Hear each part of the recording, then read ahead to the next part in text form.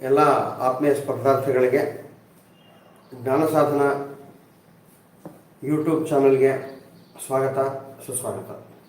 ಗೆಳೆಯರೇ, ಬೆಳಗಿನ ತರಗತಿಯಲ್ಲಿ ನಾನು ಭಾರತ ಸಂವಿಧಾನದ ಪ್ರಮುಖ ಲಕ್ಷಣಗಳನ್ನು ಕುರಿತು ಚರ್ಚಿಸಿದ್ದೇನೆ. ಹಾಗೆ ಚರ್ಚಿಸುವಾಗ ನಾನು ನಿಮಗೊಂದು ಮಾತು ಹೇಳ್ತಾ ಇದ್ದೆ. ಏನು ಅಂದರೆ, ಭಾರತ ಸಂವಿಧಾನ ವಿಶ್ವದಲ್ಲಿಯೇ ವಿಭಿನ್ನವಾದಂಥ ಮತ್ತು ವಿಶಿಷ್ಟವಾದಂತಹ ಸಂವಿಧಾನ.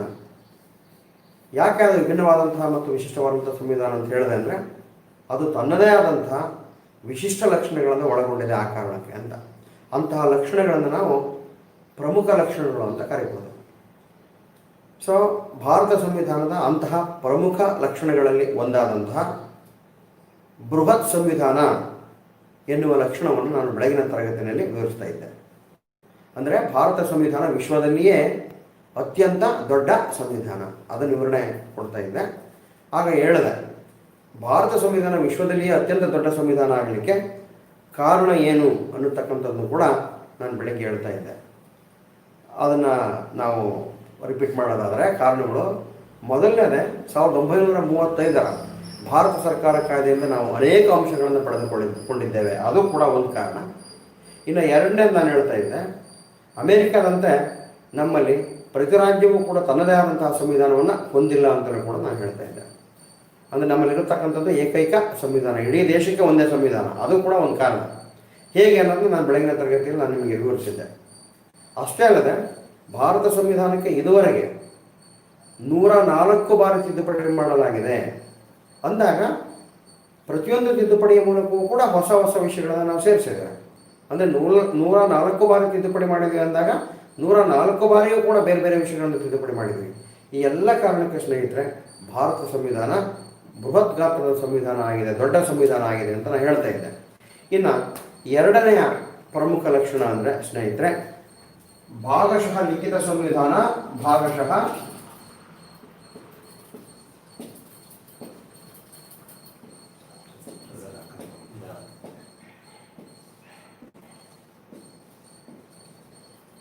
ಗಮನಿಸಿ ಸ್ನೇಹಿತರೆ, ಭಾಗಶಃ ಲಿಖಿತ ಸಂವಿಧಾನ, ಭಾಗಶಃ ಅಲಿಖಿತ ಸಂವಿಧಾನ ನಮ್ಮದು. ಅಂದರೆ ಏನರ್ಥ ಅಂದರೆ, ನಮ್ಮದು ಸಂಪೂರ್ಣವಾಗಿ ಲಿಖಿತ ಸಂವಿಧಾನವೂ ಅಲ್ಲ, ಸಂಪೂರ್ಣವಾಗಿ ಅಲಿಖಿತ ಸಂವಿಧಾನವೂ ಅಲ್ಲ. ಅದನ್ನು ನಾವು ಅರ್ಥ ಮಾಡ್ಕೋಬೇಕು. ನಾನು ಈ ಮಾತು ಹೇಳಿದ್ರೆ ನೀವು ಆಶ್ಚರ್ಯ ಪಡ್ಬೋದು. ಏನಪ್ಪ ಎಲ್ಲರೂ ಕೂಡ ನಮ್ಮದು ಲಿಖಿತ ಸಂವಿಧಾನ ಅಂತ ಹೇಳ್ತಾರೆ, ಗಂಗಾಧರ್ ಸರ್ ಹಾಗೇನಿಲ್ಲ, ಇದು ಭಾಗಶಃ ಲಿಖಿತ ಹಾಗೂ ಭಾಗಶಃ ಅಲಿಖಿತ ಸಂವಿಧಾನ ಅಂತ ಹೇಳ್ತಾರೆ ಅಂತ. ಖಂಡಿತವಾಗಿಯೂ ನಮ್ಮದು ಪರಿಪೂರ್ಣವಾಗಿ ಲಿಖಿತ ಸಂವಿಧಾನವೂ ಅಲ್ಲ, ಪರಿಪೂರ್ಣವಾಗಿ ಅಲಿಖಿತ ಸಂವಿಧಾನವೂ ಅಲ್ಲ ಸ್ನೇಹಿತರೆ. ನಮ್ಮದು ಭಾಗಶಃ ಲಿಖಿತ ಸಂವಿಧಾನ, ಭಾಗಶಃ ಅಲಿಖಿತ ಸಂವಿಧಾನ. ಯಾಕೆ ಅಂತ ನೋಡಿ. ಯಾಕೆ ಪೂರ್ತಿ ನಾವು ಲಿಖಿತ ಸಂವಿಧಾನ ಅಂತ ಕರೆಯೋಕ್ಕಾಗಲ್ಲ? ಲಿಖಿತ ಸಂವಿಧಾನ ಅಂದ್ರೇನು? ಎಲ್ಲವೂ ಬರವಣಿಗೆಯ ರೂಪದಲ್ಲಿದ್ದರೆ ಮಾತ್ರ ಲಿಖಿತ ಸಂವಿಧಾನ. ನಮ್ಮ ಸಂವಿಧಾನ ಪರಿಪೂರ್ಣವಾಗಿ ಬರವಣಿಗೆಯ ರೂಪದಲ್ಲಿ ಇಲ್ಲ, ಕೆಲವು ಅಂಶಗಳನ್ನು ಅಲ್ಲಿ ಬರೆದಿಲ್ಲ, ಉಲ್ಲೇಖಿಸಿಲ್ಲ. ಆ ಕಾರಣಕ್ಕೆ ನಮ್ಮದು ಸಂಪೂರ್ಣವಾಗಿ ಲಿಖಿತ ಸಂವಿಧಾನ ಅಲ್ಲ. ಅದಕ್ಕೊಂದು ಉದಾಹರಣೆ ಕೊಡೋದಾದರೆ, ಪ್ರಧಾನಮಂತ್ರಿಯ ನೇಮಕದ ಬಗ್ಗೆ ನಾನು ಮಾತಾಡ್ತೇನೆ. ಪ್ರಧಾನಿಯ ನೇಮಕದ ಬಗ್ಗೆ ವಿವರಿಸುವ ವಿಧಿ 70ನೇ ವಿಧಿಯ 1ನೇ ಉಪವಿಧಿ ಅಥವಾ 75(1ನೇ ವಿಧಿ. ಅದೇನು ಹೇಳುತ್ತೆ ಸ್ನೇಹಿತರೆ ಅಂದರೆ, ರಾಷ್ಟ್ರಾಧ್ಯಕ್ಷರು ಪ್ರಧಾನಿಯನ್ನು ನೇಮಿಸಬೇಕು ಅಂತ ಹೇಳುತ್ತೆ. According to article 75(1), prime minister shall be appointed by the president. ಅಂದರೆ ನೋಡಿ, ಯಾರು ಪ್ರಧಾನಿಯನ್ನು ನೇಮಿಸಬೇಕು ಅಂತ ಹೇಳುತ್ತೆ ಅಷ್ಟೇ. ಅಂದರೆ ರಾಷ್ಟ್ರಾಧ್ಯಕ್ಷರು ಪ್ರಧಾನಿಯನ್ನು ನೇಮಿಸಬೇಕು. ಹಾಗಾದರೆ ರಾಷ್ಟ್ರಾಧ್ಯಕ್ಷರು ಯಾರನ್ನ ಪ್ರಧಾನಿಯನ್ನಾಗಿ ನೇಮಿಸಬೇಕು ಅದರ ಬಗ್ಗೆ ಭಾರತ ಸಂವಿಧಾನ ನಿರ್ದಿಷ್ಟವಾಗಿ ಏನನ್ನೂ ಹೇಳುವುದಿಲ್ಲ. ನಾವು ಅಂದ್ಕೊಂಡಿದ್ದೀವಿ, ಭಾರತ ಸಂವಿಧಾನದ ಪ್ರಕಾರ ರಾಷ್ಟ್ರಾಧ್ಯಕ್ಷರು ಲೋಕಸಭೆಯಲ್ಲಿ ಬಹುಮತ ಪಡೆದಂತಹ ಪಕ್ಷದ ನಾಯಕನನ್ನು ಪ್ರಧಾನಿಯನ್ನಾಗಿ ನೇಮಿಸಬೇಕು ಅಂತ ಹೇಳುತ್ತೆ ಅಂತ. ಭಾರತ ಸಂವಿಧಾನ ಹಾಗೆಂದು ಎಲ್ಲಿಯೂ ಹೇಳುವುದಿಲ್ಲ ಸ್ನೇಹಿತರೆ. ಆ ಕಾರಣಕ್ಕೆ ನೋಡಿ, ಇದು ಬರವಣಿಗೆ ರೂಪದಲ್ಲಿಲ್ಲ. ಅಂದರೆ ರಾಷ್ಟ್ರಾಧ್ಯಕ್ಷರು ಯಾರನ್ನ ಪ್ರಧಾನಿಯನ್ನಾಗಿ ನೇಮಿಸಬೇಕು ಅನ್ನತಕ್ಕಂಥದ್ದು ಬರವಣಿಗೆ ರೂಪದಲ್ಲಿಲ್ಲ ಸ್ನೇಹಿತರೆ. ಸೊ ಅಲ್ಲಿಗೆ ಇದು ಬರವಣಿಗೆ ರೂಪದಲ್ಲಿಲ್ಲ ಅಂದಂಗಾಯ್ತು. ಆಮೇಲೆ ನಾವು ಪದೇ ಪದೇ ಸ್ನೇಹಿತರೆ ಈ ಕ್ಯಾಬಿನೆಟ್ ಅನ್ನತಕ್ಕಂಥ ಪದವನ್ನು ಬಳಸ್ತೇವೆ. ಸಚಿವ ಸಂಪುಟ, ಕ್ಯಾಬಿನೆಟ್ ಅನ್ನತಕ್ಕಂಥ ಪದವನ್ನು ಬಳಸ್ತೇವೆ. ನೋಡಿ, ಕ್ಯಾಬಿನೆಟ್ ಅನ್ನತಕ್ಕಂಥ ಪದ 1978ರವರೆಗೆ ಭಾರತ ಸಂವಿಧಾನದಲ್ಲಿ ಎಲ್ಲಿಯೂ ಇಲ್ಲ. ಅಂದರೆ 1978ರವರೆಗೆ ಈ ಕ್ಯಾಬಿನೆಟ್ ಅಥವಾ ಸಚಿವ ಸಂಪುಟ ಅನ್ನತಕ್ಕಂಥ ಪದವನ್ನು ಭಾರತ ಸಂವಿಧಾನದಲ್ಲಿ ಎಲ್ಲಿಯೂ ಉಲ್ಲೇಖಿಸಲಾಗಿಲ್ಲ ಸ್ನೇಹಿತರೆ. ಮೊಟ್ಟ ಮೊದಲನೇ ಬಾರಿಗೆ 1948ರಲ್ಲಿ ಈ ಕ್ಯಾಬಿನೆಟ್ ಅಥವಾ ಸಚಿವ ಸಂಪುಟ ಅಂತಕ್ಕಂಥ ಪದವನ್ನು ಭಾರತ ಸಂವಿಧಾನದಲ್ಲಿ ಉಲ್ಲೇಖಿಸಲಾಯಿತು, ಅಂದರೆ ಅಲ್ಲಿ ಬರೆದಿಡಲಾಯಿತು. ಆದರೆ ನಮ್ಮ ಸಂವಿಧಾನ ಜಾರಿ ಬಂದಾಗಲಿಂದ 1978ರವರೆಗೂ ನಾವು ಕ್ಯಾಬಿನೆಟ್ ಅನ್ನತಕ್ಕಂಥ ಪದವನ್ನು ಬಳಸ್ತಲೇ ಇದೆ. ಏನಂತ? ಜವಾಹರ್ಲಾಲ್ ನೆಹರೂರವರ ಸಚಿವ ಸಂಪುಟ ಅಥವಾ ಕ್ಯಾಬಿನೆಟ್, ಇಂದಿರಾ ಗಾಂಧಿ ಅವರ ಸಚಿವ ಸಂಪುಟ ಅಥವಾ ಕ್ಯಾಬಿನೆಟ್, ಲಾಲ್ ಬಹದ್ದೂರ್ ಶಾಸ್ತ್ರಿ ಅವರ ಕ್ಯಾಬಿನೆಟ್ ಅಥವಾ ಸಚಿವ ಸಂಪುಟ ಅನ್ನೋ ಪದವನ್ನು ನಾವು ಬಳಸ್ತಲೇ ಇದ್ದೀವಿ ಸ್ನೇಹಿತರೆ. ಆದರೆ ಆ ಪದ 1978ರವರೆಗೂ ಭಾರತ ಸಂವಿಧಾನದಲ್ಲಿ ಎಲ್ಲಿಯೂ ಕೂಡ ಕಂಡುಬರುವುದಿಲ್ಲ. ಸೊ ಹೀಗೆ ಕೆಲವು ಅಂಶಗಳು ಲಿಖಿತ ರೂಪದಲ್ಲಿ ಇಲ್ಲ, ಬರವಣಿಗೆ ರೂಪದಲ್ಲಿ ಇಲ್ಲ ಸ್ನೇಹಿತರೆ. ಆ ಕಾರಣಕ್ಕೆ ನಾವು ಇದನ್ನು ಪೂರ್ತಿ ಲಿಖಿತ ಸಂವಿಧಾನ ಅನ್ನಲಿಕ್ಕೆ ಸಾಧ್ಯನೇ ಇಲ್ಲ. ಆಮೇಲೆ ಅಂದರೆ ಅರ್ಥ ಅಲ್ಲಿಗೆ ಕೆಲವು ಅಂಶಗಳು ಬರವಣಿಗೆ ರೂಪದಲ್ಲಿ ಇದ್ದಾವೆ, ಕೆಲವು ಅಂಶಗಳು ಬರವಣಿಗೆ ರೂಪದಲ್ಲಿ ಇಲ್ಲ ಅಂತ. ಸೊ ಅದಕ್ಕೆ ನಮ್ಮದು ಭಾಗಶಃ ಲಿಖಿತ ಸಂವಿಧಾನ, ಭಾಗಶಃ ಅಲಿಖಿತ ಸಂವಿಧಾನ. ಈ ಕಾರಣ ಹೇಳಿದೆ ಕೆಲವು ಅಂಶಗಳು ಲಿಖಿತ ರೂಪದಲ್ಲಿ ಇದ್ದಾವೆ ಅಂದರೆ ಯಾವ ಅಂದರೆ ಶಾಸಕಾಂಗ, ಕಾರ್ಯಾಂಗ, ನ್ಯಾಯಾಂಗ, ಇವುಗಳ ಬಗ್ಗೆ, ಮೂಲಭೂತ ಹಕ್ಕುಗಳು, ಮೂಲಭೂತ ಕರ್ತವ್ಯಗಳು, ರಾಜ್ಯಾದೇಶಕ ತತ್ವಗಳು, ಇವೆಲ್ಲ ಲಿಖಿತ ರೂಪದಲ್ಲಿ ಇದ್ದಾವೆ ಅಫ್ಕೋರ್ಸ್. ಬಟ್ ಈ ಕಾರಣ ಯಾವ ಅಂಶಗಳು ಲಿಖಿತ ರೂಪದಲ್ಲಿ ಇಲ್ಲ ಅಂತಲೂ ಕೂಡ ನಾನು ಹೇಳಿದೆ. ಅದೇ ಕಾರಣಕ್ಕೆ ಸ್ನೇಹಿತರೆ ಭಾರತ ಸಂವಿಧಾನ ಇದೆಯಲ್ಲ, ಇದು ಸಂಪೂರ್ಣವಾಗಿ ಲಿಖಿತವೂ ಅಲ್ಲ, ಸಂಪೂರ್ಣವಾಗಿ ಅಲಿಖಿತವೂ ಅಲ್ಲ. ಇದು ಭಾಗಶಃ ಲಿಖಿತ, ಭಾಗಶಃ ಅಲಿಖಿತ, ಭಾಗಶಃ ಲಿಖಿತ, ಭಾಗಶಃ ಅಲಿಖಿತ ಅನ್ನತಕ್ಕಂಥದ್ದನ್ನು ನಾವು ಗಮನಿಸಬೇಕಾಗ್ತದೆ ಸ್ನೇಹಿತರೆ. ಓಕೆ, ಸಪೋಸ್ ನಿಮಗೆ ಪರೀಕ್ಷೆಯಲ್ಲಿ ಈ ಪ್ರಶ್ನೆ ಬರ್ಬೋದೇನೋ? ಹಿಂದಿನ ಪ್ರಶ್ನೆ ಪತ್ರಿಕೆಗಳನ್ನು ನಾನು ಗಮನಿಸಿದ್ದೀನಿ. ಯಾವುದೋ ಒಂದು ವರ್ಷದ SDA ಪ್ರಶ್ನೆ ಪತ್ರಿಕೆಯಲ್ಲಿ ಈ ಪ್ರಶ್ನೆ ಬಂದಿದೆ. ಏನು? ಭಾರತ ಸಂವಿಧಾನವು ಎ ಲಿಖಿತ ಸಂವಿಧಾನ, ಬಿ ಅಲಿಖಿತ ಸಂವಿಧಾನ, ಸಿ ಭಾಗಶಃ ಲಿಖಿತ ಸಂವಿಧಾನ, ಭಾಗಶಃ ಅಲಿಖಿತ ಸಂವಿಧಾನ, ಡಿ ಮೇಲಿನ ಯಾವುದೂ ಅಲ್ಲ. ಇಲ್ಲಿ ಉತ್ತರ ಸಿ, ಅಂದರೆ ನಮ್ಮದು ಭಾಗಶಃ ಲಿಖಿತ ಸಂವಿಧಾನ, ಭಾಗಶಃ ಅಲಿಖಿತ ಸಂವಿಧಾನ. ಏಕೆ ಅಂತ ನಾನು ಈಗ ತಾನೇ ಹೇಳಿದೆ ಸ್ನೇಹಿತರೆ. ಇಲ್ಲಿ ನೀವು ಇನ್ನೊಂದು ಮಾತು ಗಮನಿಸಿ. ಒಂದು ವೇಳೆ ಹೀಗೂ ಪ್ರಶ್ನೆ ಕೇಳಿದ್ದಾನೆ, ಏನು ಅಂದರೆ ಭಾರತ ಸಂವಿಧಾನ ಒಂದು ಅಂದ್ಬಿಟ್ಟು ಎ ಲಿಖಿತ ಸಂವಿಧಾನ, ಬಿ ಅಲಿಖಿತ ಸಂವಿಧಾನ, ಸಿ ಅನಮ್ಯ ಸಂವಿಧಾನ, ಡಿ ನಮ್ಯ ಸಂವಿಧಾನ ಅಂತ ಕೇಳಿದ್ದಾನೆ. ಹಾಗೆ ಕೇಳಿದಾಗ ಮಾತ್ರ ನೀವು ಲಿಖಿತ ಸಂವಿಧಾನ ಅಂತ ಎಲ್ಲಿರುತ್ತೋ ಅದು ಸರಿ ಉತ್ತರ ಅಂತ ಗುರುತಿಸ್ಬೇಕಾಗ್ತದೆ ಸ್ನೇಹಿತರೆ. ಅಂದರೆ ಒಂದು ವೇಳೆ ಆಪ್ಷನ್ನಲ್ಲಿ ಭಾಗಶಃ ಲಿಖಿತ, ಭಾಗಶಃ ಅಲಿಖಿತ ಅನ್ನೋದು ಇಲ್ಲ ಅಂದರೆ ಮಾತ್ರ ಲಿಖಿತ ಸಂವಿಧಾನ ಅಂತ ಇರುತ್ತಲ್ಲ ಅದು ಸರಿಯಾದ ಉತ್ತರ. ಯಾಕೆ ಸರಿಯಾದ ಉತ್ತರ ಅಂದರೆ ಲಿಖಿತ ಸಂವಿಧಾನವನ್ನು ಇನ್ನೊಂದು ರೀತಿಯಿಂದಲೂ ವ್ಯಾಖ್ಯಾನ ಮಾಡ್ತೀವಿ. ಏನು ಅಂದರೆ ಯಾವ ಸಂವಿಧಾನ ಬಹುತೇಕ ಬರವಣಿಗೆ ರೂಪದಲ್ಲಿ ಇರುತ್ತದೆಯೋ ಅದು ಲಿಖಿತ ಸಂವಿಧಾನ ಅಂತ. ನೀವು ಆ ಪ್ರಕಾರ ಹೋದರೆ ಭಾರತ ಸಂವಿಧಾನ ಲಿಖಿತ ಸಂವಿಧಾನ. ಯಾಕಂದರೆ ನಮ್ಮ ಸಂವಿಧಾನ ಬಹುತೇಕ ಬರವಣಿಗೆ ರೂಪದಲ್ಲಿ ಇದೆ. ಆ ಕಾರಣಕ್ಕೆ ನೀವು ಲಿಖಿತ ಸಂವಿಧಾನ ಅಂತ ಹೇಳಬೇಕಾಗ್ತದೆ. ಯಾವಾಗ ಭಾಗಶಃ ಲಿಖಿತ ಮತ್ತು ಭಾಗಶಃ ಅಲಿಖಿತ ಸಂವಿಧಾನ ಅನ್ನತಕ್ಕಂಥ ಆಪ್ಷನ್ನು ಇಲ್ಲದೆ ಇದ್ರೆ ಮಾತ್ರ. ಒಂದು ವೇಳೆ ಆ ಆಪ್ಷನ್ ಇದ್ದರೆ ನೀವು ಭಾಗಶಃ ಲಿಖಿತ ಹಾಗೂ ಭಾಗಶಃ ಅಲಿಖಿತ ಸಂವಿಧಾನ ಅಂತ ನೀವು ಹೇಳಬೇಕಾಗುತ್ತೆ. ಸ್ನೇಹಿತರೆ, ನಾನು ತುಂಬ ದೀರ್ಘವಾಗಿ ವಿವರಣೆ ಕೊಡ್ತಾ ಇದ್ದೀನಿ ಅಂತ ನೀವು ಅಂದ್ಕೋಬೋದು. ಎಲ್ಲ ಪಾಯಿಂಟ್ಸ್ಗೂ ಹಿಂಗೆ ದೀರ್ಘವಾಗಿ ವಿವರಣೆ ಕೊಡೋದಿಲ್ಲ. ಎಲ್ಲಿ ನಿಮಗೆ ಸಂದೇಹ ಬರುತ್ತೋ, ಎಲ್ಲಿ ಪರಿಕಲ್ಪನೆಗಳನ್ನು ಅರ್ಥ ಮಾಡ್ಕೊಳ್ಳೋದು ಕಷ್ಟ ಆಗುತ್ತೋ ಆ ಪರಿಕಲ್ಪನೆಗಳ ಬಗ್ಗೆ ಹಿಂದೆ ಏನಾದರೂ ಪ್ರಶ್ನೆಗಳನ್ನು ಕೇಳಿದರೆ ಮಾತ್ರ ನಾನು ಅಲ್ಲಿ ಸ್ವಲ್ಪ ಸಮಯ ತಗೋತೀನಿ. ಎಲ್ಲ ವಿಷಯಗಳಿಗೂ ದೀರ್ಘ ವಿವರಣೆಯನ್ನು ಕೊಡೋದಿಲ್ಲ ಸ್ನೇಹಿತರೆ. ಸೊ ಭಾರತ ಸಂವಿಧಾನ ಭಾಗಶಃ ಲಿಖಿತ ಸಂವಿಧಾನ, ಭಾಗಶಃ ಅಲಿಖಿತ ಸಂವಿಧಾನ, ಅದನ್ನು ನೀವು ಗಮನಿಸಬೇಕಾಗ್ತದೆ.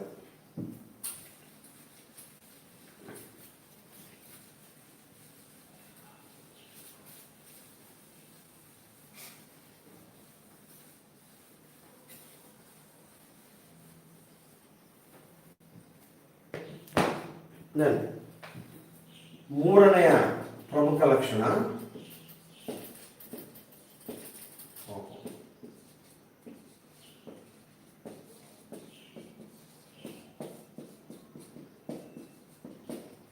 ಮೂಲಭೂತ ಹಕ್ಕುಗಳು. ಸ್ನೇಹಿತರೆ, ಮೂಲಭೂತ ಹಕ್ಕುಗಳು ಇದು ಕೂಡ ಭಾರತ ಸಂವಿಧಾನದ ಒಂದು ಪ್ರಮುಖ ಲಕ್ಷಣ. ನಾವು ಈ ಮೂಲಭೂತ ಹಕ್ಕುಗಳನ್ನು ಅಮೆರಿಕ ಸಂಯುಕ್ತ ಸಂಸ್ಥಾನದಿಂದ ಎರವಲು ಪಡೆದುಕೊಂಡಿದ್ದೇವೆ. ಯಾವ ಸಂವಿಧಾನದಿಂದ ಎರವಲು ಪಡೆದುಕೊಂಡಿದ್ದೇವೆ? ಅಮೆರಿಕ ಸಂಯುಕ್ತ ಸಂಸ್ಥಾನದಿಂದ ನಾವು ಇವುಗಳನ್ನು ಎರವಲು ಪಡೆದುಕೊಂಡಿದ್ದೇವೆ. ಈ ಮೂಲಭೂತ ಹಕ್ಕುಗಳು ಸ್ನೇಹಿತರೆ ಭಾರತ ಸಂವಿಧಾನದ 3ನೇ ಭಾಗದಲ್ಲಿ ಕಂಡುಬರುತ್ತವೆ. ನೋಡಿ, ಈ ಮೂಲಭೂತ ಹಕ್ಕುಗಳು ಭಾರತ ಸಂವಿಧಾನದ 3ನೇ ಭಾಗದಲ್ಲಿ ಕಂಡುಬರುತ್ತವೆ. ವಿಧಿಗಳ ಬಗ್ಗೆ ಹೇಳೋದಾದರೆ ಇವು ಭಾರತ ಸಂವಿಧಾನದಿಂದ ಭಾರತ ಸಂವಿಧಾನದ 12ರಿಂದ 35ನೇ ವಿಧಿಗಳವರೆಗೆ ಕಂಡುಬರುತ್ತವೆ. ಸರಳವಾಗಿ ಹೇಳೋದಾದರೆ ಈ ಮೂಲಭೂತ ಹಕ್ಕುಗಳು ನಮ್ಮ ಭಾರತ ಸಂವಿಧಾನದ 3ನೇ ಭಾಗದಲ್ಲಿನ 12ರಿಂದ 35ನೇ ವಿಧಿಗಳವರೆಗೆ ಕಂಡುಬರುತ್ತವೆ ಸ್ನೇಹಿತರೆ. ಸರಿ, ಈ ಮೂಲಭೂತ ಹಕ್ಕುಗಳ ಉಪಯೋಗ ಏನು ಅಂದರೆ, ಈ ಮೂಲಭೂತ ಹಕ್ಕುಗಳು ನಮ್ಮ ವ್ಯಕ್ತಿತ್ವವನ್ನು ಬೆಳೆಸಿಕೊಳ್ಳಲಿಕ್ಕೆ ಸಹಾಯವನ್ನು ಮಾಡುತ್ತವೆ. ಅಂದರೆ fundamental rights R conducive for the enrichment of the personality of an individual ಸ್ನೇಹಿತರೆ. ಆ ಕಾರಣಕ್ಕೆ ನಾವು ಮೂಲಭೂತ ಹಕ್ಕುಗಳನ್ನು ಅಮೆರಿಕ ಸಂಯುಕ್ತ ಸಂಸ್ಥಾನದಿಂದ ಎರವಲು ಪಡೆದುಕೊಂಡಿದ್ದೇವೆ, ನಿಮ್ಮೆಲ್ಲರಿಗೂ ಗೊತ್ತು. ಈಗ ಪ್ರಸ್ತುತ ಭಾರತ ಸಂವಿಧಾನದಲ್ಲಿ 6 ಮೂಲಭೂತ ಹಕ್ಕುಗಳಿದ್ದಾವೆ. ಅಂದರೆ there are 5 fundamental rights in the constitution of India. ಪ್ರಸ್ತುತ 6 ಮೂಲಭೂತ ಹಕ್ಕುಗಳಿದ್ದಾವೆ ಸ್ನೇಹಿತರೆ. ಆದರೆ ಮೂಲ ಸಂವಿಧಾನದಲ್ಲಿ 7 ಮೂಲಭೂತ ಹಕ್ಕುಗಳಿದ್ದವು. ಗಮನಿಸಿ, 7 17 ಅಂದ್ಕೋಬೇಡಿ, 7 ಅಂದರೆ ಮೂಲ ಸಂವಿಧಾನದಲ್ಲಿ 7 ಮೂಲಭೂತ ಹಕ್ಕುಗಳಿದ್ದವು. ಪ್ರಸ್ತುತ ಸಂವಿಧಾನದಲ್ಲಿ 6 ಮೂಲಭೂತ ಹಕ್ಕುಗಳಿದ್ದಾವೆ ಅನ್ನತಕ್ಕಂಥದ್ದು ನಾವು ಗಮನಿಸಬೇಕು. ಹಾಗಾದರೆ ಒಂದು ಮೂಲಭೂತ ಹಕ್ಕು ಏನಾಯಿತು ಸ್ನೇಹಿತರೆ? ಮೂಲ ಸಂವಿಧಾನದಲ್ಲಿ ಆಸ್ತಿಯ ಹಕ್ಕನ್ನು ಒಳಗೊಂಡಂತೆ 7 ಮೂಲಭೂತ ಹಕ್ಕುಗಳಿದ್ದವು. ಆದರೆ ಭಾರತ ಸಂವಿಧಾನಕ್ಕೆ 1978ರಲ್ಲಿ 44ನೇ ತಿದ್ದುಪಡಿಯನ್ನು ತಂದರು ಸ್ನೇಹಿತರೆ. ಭಾರತ ಸಂವಿಧಾನಕ್ಕೆ 1978ರಲ್ಲಿ 44 ತಿದ್ದುಪಡಿಯನ್ನು ತಂದರು. ಈ 44ನೇ ತಿದ್ದುಪಡಿಯ ಮೂಲಕ ಆಸ್ತಿಯ ಹಕ್ಕನ್ನು ಮೂಲಭೂತ ಹಕ್ಕುಗಳ ಪಟ್ಟಿಯಿಂದ ತೆಗೆದುಹಾಕಲಾಯಿತು. ಯಾವ ಹಕ್ಕನ್ನು 44ನೇ ತಿದ್ದುಪಡಿಯ ಮೂಲಕ ಮೂಲಭೂತ ಹಕ್ಕುಗಳ ಪಟ್ಟಿಯಿಂದ ತೆಗೆದುಹಾಕಿದ್ದು ಜ್ಞಾಪಿಸ್ಕೋಬೇಕು ನೀವು. ಅದು ಆಸ್ತಿಯ ಹಕ್ಕು. ಆಸ್ತಿಯ ಹಕ್ಕು. Right to property was deleted from the list of fundamental rights. ಯಾಕಂದರೆ ಈ ಆಸ್ತಿ ಹಕ್ಕು ಅನ್ನತಕ್ಕಂಥದ್ದು 1978ಕ್ಕಿಂತ ಮುಂಚಿತವಾಗಿ ಭಾರತ ಸಂವಿಧಾನದ 31ನೇ ವಿಧಿಯಲ್ಲಿ ಕಂಡುಬರುತ್ತಿತ್ತು ಸ್ನೇಹಿತರೆ. ಎಷ್ಟನೇ ವಿಧಿ? 31ನೇ ವಿಧಿಯಡಿಯಲ್ಲಿ ಕಂಡುಬರುತ್ತಿತ್ತು. ಸೊ ಈ ತಿದ್ದುಪಡಿಯ ಮೂಲಕ 31ನೇ ವಿಧಿಯನ್ನು ರದ್ದು ಮಾಡಿದರು. ಆ ಮೂಲಕ ಆಸ್ತಿ ಹಕ್ಕನ್ನು ಮೂಲಭೂತ ಹಕ್ಕುಗಳ ಪಟ್ಟಿಯಿಂದ ತೆಗೆದುಹಾಕಲಾಯಿತು. ಸ್ವಾಮಿಗೆ 7 ಹಕ್ಕುಗಳ ಪೈಕಿ ಆಸ್ತಿ ಹಕ್ಕು ಕೂಡ ಒಂದಾಗಿತ್ತು, ಅದನ್ನು ತೆಗೆದುಹಾಕಿದ್ರು. ಸೊ ಆಮೇಲೆ ಈಗ ಪ್ರಸ್ತುತ ಎಷ್ಟು ಮೂಲಭೂತ ಹಕ್ಕುಗಳಿದಾವೆ ಅಂದರೆ 6 ಮೂಲಭೂತ ಹಕ್ಕುಗಳು ಸ್ನೇಹಿತರೆ. ಈ 6 ಮೂಲಭೂತ ಹಕ್ಕುಗಳು ಯಾವ್ಯಾವು ಅದನ್ನು ನಾನು ಬೇಗ ಹೇಳ್ತೇನೆ. ಯಾಕಂದರೆ ಮೂಲಭೂತ ಹಕ್ಕುಗಳ ವರ್ಗೀಕರಣ ಅಂತ ಪಾಠ ಮಾಡ್ಬೇಕಾದ್ರೆ ಸಪ್ರೇಟಾಗಿ ಹೇಳ್ತಾ ಹೋಗ್ತೀನಿ. ಅದಕ್ಕೆ ನಾನು ಹೇಳ್ಬೋದು ಅಂದರೆ ಈ 6 ಮೂಲಭೂತ ಹಕ್ಕುಗಳು ಯಾವ್ಯಾವ ಅಂದರೆ ಸಮಾನತೆಯ ಹಕ್ಕು, ಶೋಷಣೆಯ ವಿರುದ್ಧ ಹಕ್ಕು, ದೆನ್ ರೈಟ್ ಟು ಲಿಬರ್ಟಿ ಅಥವಾ ಸ್ವಾತಂತ್ರ್ಯದ ಹಕ್ಕು, ಧಾರ್ಮಿಕ ಸ್ವಾತಂತ್ರ್ಯದ ಹಕ್ಕು, then right to constitutional remedies in the sense ಸಂವಿಧಾನ ಪರಿಹಾರಾತ್ಮಕ ಹಕ್ಕು, ಈ ಥರ ಅಂತ ಹೇಳ್ಬೋದು. ನಾನು ಯಾಕೆ ಈ ಥರ ಅಂತ ಹೇಳ್ತೇನೆ ಅಂದರೆ ಈ 6 ಹಕ್ಕುಗಳನ್ನು ನಾನು ತುಂಬ ದೀರ್ಘವಾಗಿ ವಿವರಿಸಲಿದ್ದೇನೆ ಇದೇ ತರಗತಿಯಲ್ಲಿ. ಆ ಕಾರಣಕ್ಕೆ ಇಷ್ಟು ನೆನಪಿಟ್ಕೋಬೇಕಾಗುತ್ತೆ ಸ್ನೇಹಿತರೆ. ಸೊ ಇಲ್ಲಿ ಬಹಳ ಮುಖ್ಯವಾಗಿ ಪ್ರಶ್ನೆಗಳು ಹೀಗೆಲ್ಲ ಬರುತ್ತೆ. ಏನು ಪ್ರಸ್ತುತ ಎಷ್ಟು ಮೂಲಭೂತ ಹಕ್ಕುಗಳಿದ್ದಾವೆ? 5, 6, 7, 8 ಆಪ್ಷನ್ 6. ಮೂಲ ಸಂವಿಧಾನದಲ್ಲಿ ಎಷ್ಟಿತ್ತು? 7. ಆಮೇಲೆ ಇದೊಂದು ಪ್ರಶ್ನೆ ಇದೆಯಲ್ಲ ಪದೇ ಪದೇ ಕೇಳಿದೆ. ಏನು ಅಂದರೆ ಆಸ್ತಿಯ ಹಕ್ಕನ್ನು ಈ ಕೆಳಗಿನ ಯಾವ ತಿದ್ದುಪಡಿ ಕಾಯ್ದೆಯ ಮೂಲಕ ಮೂಲಭೂತ ಹಕ್ಕುಗಳ ಪಟ್ಟಿಯಿಂದ ತೆಗೆದುಹಾಕಲಾಯಿತು? ಪದೇ ಪದೇ ಕೇಳಿದ ಸ್ನೇಹಿತರೆ ಈ ಪ್ರಶ್ನೆ. ಅದಕ್ಕೆ ಉತ್ತರ 44ನೇ ತಿದ್ದುಪಡಿ ಕಾಯ್ದೆ. ಯಾಕಂದರೆ option A 42, option B 44, option C 45. ಹೀಗಿದ್ರೆ 44ನೇ ತಿದ್ದುಪಡಿ ಕಾಯ್ದೆ. ಯಾಕಂದರೆ 44ನೇ ತಿದ್ದುಪಡಿ ಕಾಯ್ದೆಯ ಮೂಲಕ ಆಸ್ತಿಯ ಹಕ್ಕನ್ನು ಭಾರತ ಸಂವಿಧಾನದಲ್ಲಿ ಮೂಲಭೂತ ಹಕ್ಕುಗಳ ಪಟ್ಟಿಯಿಂದ ತೆಗೆದುಹಾಕಿದ್ದಾರೆ. ಹಾಗಾದರೆ ಇವತ್ತು ಆಸ್ತಿಯ ಹಕ್ಕು ಏನು? ಅದು ಒಂದು ಮೂಲಭೂತ ಹಕ್ಕಲ್ಲ ನೋಡೋಣ. ಹೌದಪ್ಪ, ಮೂಲಭೂತ ಹಕ್ಕಲ್ಲ. ಆದರೆ ಭಾರತ ಸಂವಿಧಾನದಲ್ಲಿ ಇದೆಯೋ ಇಲ್ವೋ? ಒಂದು ವೇಳೆ ಇದ್ದರೆ ಅದರ ಸ್ಥಾನಮಾನ ಏನು? ಎಲ್ಲ ಪ್ರಶ್ನೆಗಳು ನಿಮ್ಮಲ್ಲಿ ಉದ್ಭವಿಸುತ್ತವೆ. ಅದಕ್ಕೆ ಉತ್ತರವನ್ನು ನಾನು ಮೂಲಭೂತ ಹಕ್ಕುಗಳ ವರ್ಗೀಕರಣ ಅಂತ ಹೇಳ್ತೀನಲ್ಲ, ಹೇಳತಕ್ಕಂಥ ಸಂದರ್ಭದಲ್ಲಿ ನಾನು ಕೊಡ್ತೇನೆ. ನೀವು ಅಂದ್ಕೋಬೋದು ಸರ್ ಸ್ಕಿಪ್ ಮಾಡ್ತಾ ಇದ್ದಾರೆ ವಿಷಯ ಬಿಟ್ಟು ಅಂತ. ಖಂಡಿತವಾಗಿ ನಾನು ಸ್ಕಿಪ್ ಮಾಡಲ್ಲ. ಮುಂದೆ ಯಾವುದೇ ವಿಷಯವನ್ನು ಹೇಳತಕ್ಕಂಥ ಸಂದರ್ಭ ಬರುತ್ತಲ್ಲ, ಆಗ ನಾನು ಹೇಳ್ತಾ ಹೋಗ್ತೀನಿ. ಪದೇ ಪದೇ ರಿಪೀಟ್ ಆಗಬಾರ್ದು. ಯಾಕಂದರೆ ಆಸ್ತಿ ಹಕ್ಕಿನ ಬಗ್ಗೆನೇ ನಾನು 3 ನಿಮಿಷ ಮಾತಾಡಬೇಕಾಗುತ್ತೆ ಮುಂದೆ. ಅದಕ್ಕೆ ನೆನಪಿಟ್ಕೊಳ್ಳಿ. ಪ್ರಸ್ತುತ ಮೂಲಭೂತ ಹಕ್ಕುಗಳ ಸಂಖ್ಯೆ 6.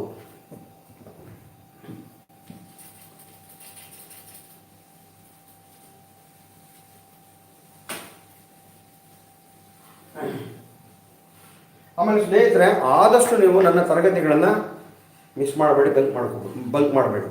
ಯಾಕಂದರೆ ನಾನು ವಿಷಯಗಳನ್ನು ರಿಪೀಟ್ ಮಾಡತಕ್ಕಂಥದ್ದು ಕಡಿಮೆ. ಎಲ್ಲಿಯಾದರೂ ಒಂದು ವಿಷಯ ಹೇಳಿದ್ದೀನಿ ಅಂದರೆ ಮುಂದಿನ ತರಗತಿಯಲ್ಲಿ ಆ ವಿಷಯ ಚರ್ಚೆಗೆ ಬಂತು ಅಂದರೆ ನಾನು ಈಗಾಗಲೇ ಈ ಹಿಂದೆ ಆ ವಿಷಯವನ್ನು ಕುರಿತು ಉಲ್ಲೇಖಿಸಿದ್ದೇನೆ ಅಂದ್ಬಿಡ್ತೀನಿ.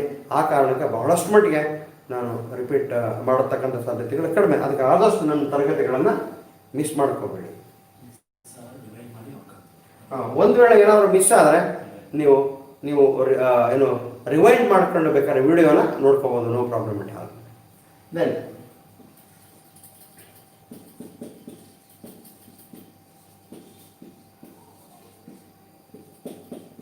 ಮೂಲಭೂತ ಕರ್ತವ್ಯಗಳು, ಭಾರತ ಸಂವಿಧಾನದ ಪ್ರಮುಖ ಲಕ್ಷಣಗಳು ಇದು ಕೂಡ ಒಂದು ಸ್ನೇಹಿತರೆ, ಅದನ್ನ ನೆನ್ಪಿಟ್ಕೊಳ್ಳಿ. ಮೂಲಭೂತ ಕರ್ತವ್ಯಗಳು. ಇಲ್ಲಿ ಒಂದು ವಿಷಯ ನೆನ್ಪಿಟ್ಕೋಬೇಕಾಗುತ್ತೆ ಸ್ನೇಹಿತರೆ, ಏನು ಅಂದರೆ ಮೂಲ ಸಂವಿಧಾನದಲ್ಲಿ ಮೂಲಭೂತ ಕರ್ತವ್ಯಗಳ ಬಗ್ಗೆ ಪ್ರಸ್ತಾಪ ಇರಲಿಲ್ಲ. ಅಂದ್ರೆ ಅರ್ಥ ಮೂಲಭೂತ ಕರ್ತವ್ಯಗಳು ಇರಲೇ ಇಲ್ಲ ಮೂಲ ಸಂವಿಧಾನದಲ್ಲಿ, ಮೂಲಭೂತ ಹಕ್ಕುಗಳು ಅಷ್ಟೇ ಇದ್ವು ಅಂತ. ಸೊ ಮೂಲಭೂತ ಕರ್ತವ್ಯಗಳ ಬಗೆಗೆ ಯಾವುದೇ ಪ್ರಸ್ತಾಪ ಇರಲಿಲ್ಲ.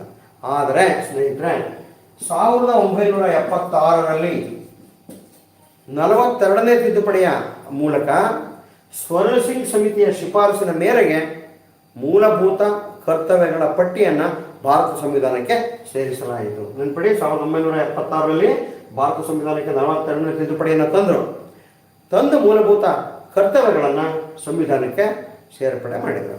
ಯಾವ ಸಮಿತಿಯ ಶಿಫಾರಸಿನ ಮೇಲೆ ಸೇರ್ಪಡೆ ಮಾಡಿದರು? ಸ್ವರ್ಣ ಸಿಂಗ್ ಸಮಿತಿಯ ಶಿಫಾರಸಿನ ಮೇಲೆ ಸೇರ್ಪಡೆ ಮಾಡಿದರು. ಎಷ್ಟು ಹಕ್ಕುಗಳನ್ನು ಸೇರ್ಪಡೆ ಮಾಡಿದರು ಸ್ನೇಹಿತರೆ? 10 ಮೂಲಭೂತ ಹಕ್ಕುಗಳ ಪಟ್ಟಿಯನ್ನು ಭಾರತ ಸಂವಿಧಾನಕ್ಕೆ ಆಗ ಸೇರ್ಪಡೆ ಮಾಡ್ತಾರೆ. ಎಲ್ಲಿಗೆ ಸೇರ್ಪಡೆ ಮಾಡಿದರು ಸ್ನೇಹಿತರೆ? 4A ಭಾಗ 51A ವಿಧಿ. ನೋಡಿ, 4A ಭಾಗ 51A ವಿಧಿ ಅಂದ್ರೆ ಅರ್ಥ, ಭಾರತ ಸಂವಿಧಾನದ ಯಾವ ಭಾಗದಲ್ಲಿ ಮೂಲಭೂತ ಕರ್ತವ್ಯಗಳು ಕಂಡು ಬರುತ್ತವೆ ಅಂದರೆ 4A ಭಾಗದಲ್ಲಿ. ಯಾವ ವಿಧಿಯಡಿಯಲ್ಲಿ ಮೂಲಭೂತ ಕರ್ತವ್ಯಗಳು ಕಂಡು ಬರುತ್ತವೆ ಅಂದರೆ 51A ವಿಧಿಯಡಿಯಲ್ಲಿ. ಎಷ್ಟು ಮೂಲಭೂತ ಹಕ್ಕುಗಳು ಅಂದರೆ 10 ಮೂಲಭೂತ ಕರ್ತವ್ಯಗಳು ಅವಾಗ ಸೇರ್ಪಡೆ ಮಾಡಿದ್ದಾರೆ. ಆದರೆ ಈಗ ಪ್ರಸ್ತುತ ಭಾರತ ಸಂವಿಧಾನದಲ್ಲಿ 11 ಮೂಲಭೂತ ಕರ್ತವ್ಯಗಳಿದ್ದಾವೆ ಸ್ನೇಹಿತರೆ. ಪ್ರಸ್ತುತ ಭಾರತ ಸಂವಿಧಾನದಲ್ಲಿ 11 ಮೂಲಭೂತ ಕರ್ತವ್ಯಗಳು ಇದ್ದಾವೆ. ಸರಿ, ಹಾಗಾದರೆ ಈ 10 ಮೂಲಭೂತ ಕರ್ತವ್ಯಗಳು ಯಾವ್ಯಾವು? ನಿಮಗೆ ಗೊತ್ತಿರೋ ಹಾಗೆ ಸಂವಿಧಾನವನ್ನು ಗೌರವಿಸುವುದು, ರಾಷ್ಟ್ರಧ್ವಜವನ್ನು ಗೌರವಿಸುವುದು, ಇತ್ಯಾದಿ ಇತ್ಯಾದಿ. ರೈಟ್. ಮತ್ತು 10 ಇತ್ತು ಮೊದಲು, ಈಗ ಇನ್ನೊಂದು 11 ಆಗಿದೆ ಅಂದಮೇಲೆ ಈ 11ನೇ ಮೂಲಭೂತ ಕರ್ತವ್ಯ ಯಾವಾಗ ಭಾರತ ಸಂವಿಧಾನಕ್ಕೆ ಸೇರ್ಪಡೆ ಆಯಿತು, ಆ ಕರ್ತವ್ಯ ಯಾವುದು ಅನ್ನತಕ್ಕಂಥ ಒಂದು ಕುತೂಹಲ ನಿಮ್ಮಲ್ಲಿರುತ್ತೆ. ಇದಕ್ಕೆ ನಾನು ಉತ್ತರವನ್ನು ಮೂಲಭೂತ ಕರ್ತವ್ಯಗಳು ಅಂತಲೇ ಒಂದು ಸಪರೇಟ್ ಟಾಪಿಕ್ ಮಾಡ್ತೇನೆ. ಅದರ ಮೇಲೆ 20 ನಿಮಿಷ ನಾನು ಮಾತಾಡಬೇಕಾಗತ್ತೆ. ಆ ಸಂದರ್ಭದಲ್ಲಿ ಸ್ನೇಹಿತರೆ 10 ಮೂಲಭೂತ ಕರ್ತವ್ಯಗಳು ಯಾವ್ಯಾವು, 11ನೇ ಮೂಲಭೂತ ಕರ್ತವ್ಯ ಯಾವುದು, ಅದನ್ನು ಭಾರತ ಸಂವಿಧಾನಕ್ಕೆ ಯಾವಾಗ ಸೇರ್ಪಡೆ ಮಾಡಲಾಯಿತು ಅನ್ನೋದ್ರ ಬಗ್ಗೆ ಮಾತಾಡ್ತೀನಿ ಅವಾಗ. ನೆನ್ಪಿಡಿ, ನಾನು ಸಬ್ಜೆಕ್ಟ್ನ ಸ್ಕಿಪ್ ಮಾಡ್ತಾ ಇಲ್ಲ, ಹಾರಿಸ್ತಾ ಇಲ್ಲ. ಓಕೆ, ಏನಪ್ಪ ಮಾಸ್ಟರ್ ಕಾಗೆ ಹಾರಿಸ್ತದ ನಮಗೆ ಅಂದ್ಕೋಬೇಡಿ ನೀವು. ನಾನು ಹೇಳ್ತಿರೋದಿಗೆ ಕೇವಲ ಭಾರತ ಸಂವಿಧಾನದ ಪ್ರಮುಖ ಲಕ್ಷಣಗಳು. ಇಲ್ಲಿ ಒಂದೊಂದು ಲಕ್ಷಣವೂ ಕೂಡ ಒಂದು ಪ್ರತ್ಯೇಕ ಅಧ್ಯಾಯ ಆಗುತ್ತೆ ಸ್ನೇಹಿತರೆ. ನೋಡಿ, ಮೂಲಭೂತ ಹಕ್ಕುಗಳು ಅಂದಾಗ ಒಂದು ಪ್ರತ್ಯೇಕ ಅಧ್ಯಾಯ, ಮಿನಿಮಮ್ 1.5 ಗಂಟೆ ಮಾತಾಡಬೇಕಾಗುತ್ತೆ ಅದ್ರ ಮೇಲೆ. ಮೂಲಭೂತ ಕರ್ತವ್ಯಗಳಂದ್ರೆ ಪ್ರತ್ಯೇಕ ಅಧ್ಯಾಯ, 20 ನಿಮಿಷದಿಂದ 20-30 ನಿಮಿಷ ನಾನು ಮಾತಾಡಬೇಕಾಗತ್ತೆ. ಈ ಲಿಸ್ಟ್ ನೆನ್ಪಿಟ್ಕೊಳ್ಳಿ ಸ್ನೇಹಿತರೆ. ಮೂಲಭೂತ ಕರ್ತವ್ಯಗಳು ಮೂಲ ಸಂವಿಧಾನದಲ್ಲಿ ಇರಲಿಲ್ಲ. 1976ರಲ್ಲಿ 42ನೇ ತಿದ್ದುಪಡಿಯ ಮೂಲಕ ಸೇರ್ಪಡೆ ಮಾಡಿದ್ರು. ಯಾವ ಸಮಿತಿಯ ಶಿಫಾರಸು? ಸ್ವರ್ಣ ಸಿಂಗ್ ಸಮಿತಿಯ ಶಿಫಾರಸು. ಸರಿ, ಎಲ್ಲಿ ಸೇರ್ಪಡೆ ಮಾಡಿದ್ರು? 4A ಭಾಗಕ್ಕೆ 51A ವಿಧಿಗೆ ಅನ್ನತಕ್ಕಂಥದ್ದು ನಿಮಗೆ ನೆನಪಿರಲಿ ಸ್ನೇಹಿತರೆ.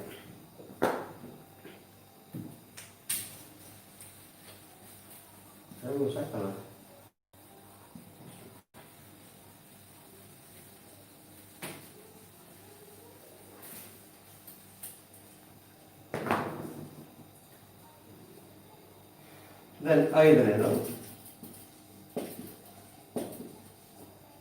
ರಾಜ್ಯ ನಿರ್ದೇಶಕ ತತ್ವಗಳು. ಕೇಳ್ಕೊಳ್ಳಿ, ರಾಜ್ಯ ನಿರ್ದೇಶಕ ತತ್ವಗಳು.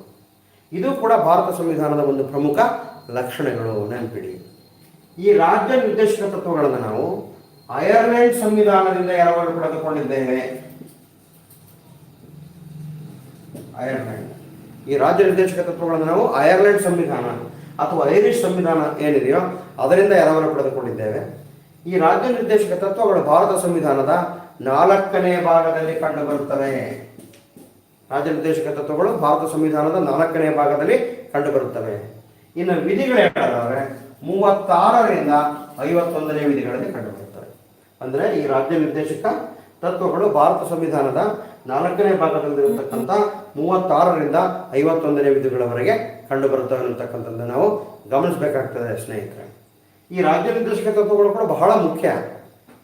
ಬಟ್ ಈ ಮೂಲಭೂತ ಹಕ್ಕುಗಳಿಗೂ ರಾಜ್ಯ ನಿರ್ದೇಶಕ ತತ್ವಗಳಿಗೂ ವ್ಯತ್ಯಾಸ ಏನು ಅಂದರೆ, ಮೂಲಭೂತ ಹಕ್ಕುಗಳು ನ್ಯಾಯರಕ್ಷಿತವಾದವುಗಳು, ಆದರೆ ರಾಜ್ಯ ನಿರ್ದೇಶಕ ತತ್ವಗಳು ನ್ಯಾಯರಕ್ಷಿತವಾದವುಗಳಲ್ಲ. ಹೇಗೆ ಅನ್ನೋದನ್ನ ನಾನು ಮುಂದಿನ ತರಗತಿಯಲ್ಲಿ ಹೇಳ್ತೀನಿ. ಯಾಕೆಂದರೆ ರಾಜ್ಯ ನಿರ್ದೇಶಕ ತತ್ವಗಳ ಬಗ್ಗೆನೇ ನಾನು 1 ಗಂಟೆ ಮಾತಾಡಲಿದ್ದೀನಿ. ಅದೇ ಸಪ್ರೇಟ್ ಚಾಪ್ಟರ್ ಆಗುತ್ತೆ ಅಂತಕ್ಕಂಥದ್ದು ನೀವು ಗಮನಿಸಬೇಕಾಗ್ತದೆ ಸ್ನೇಹಿತರೆ. ದೆನ್ ಅದಾದಮೇಲೆ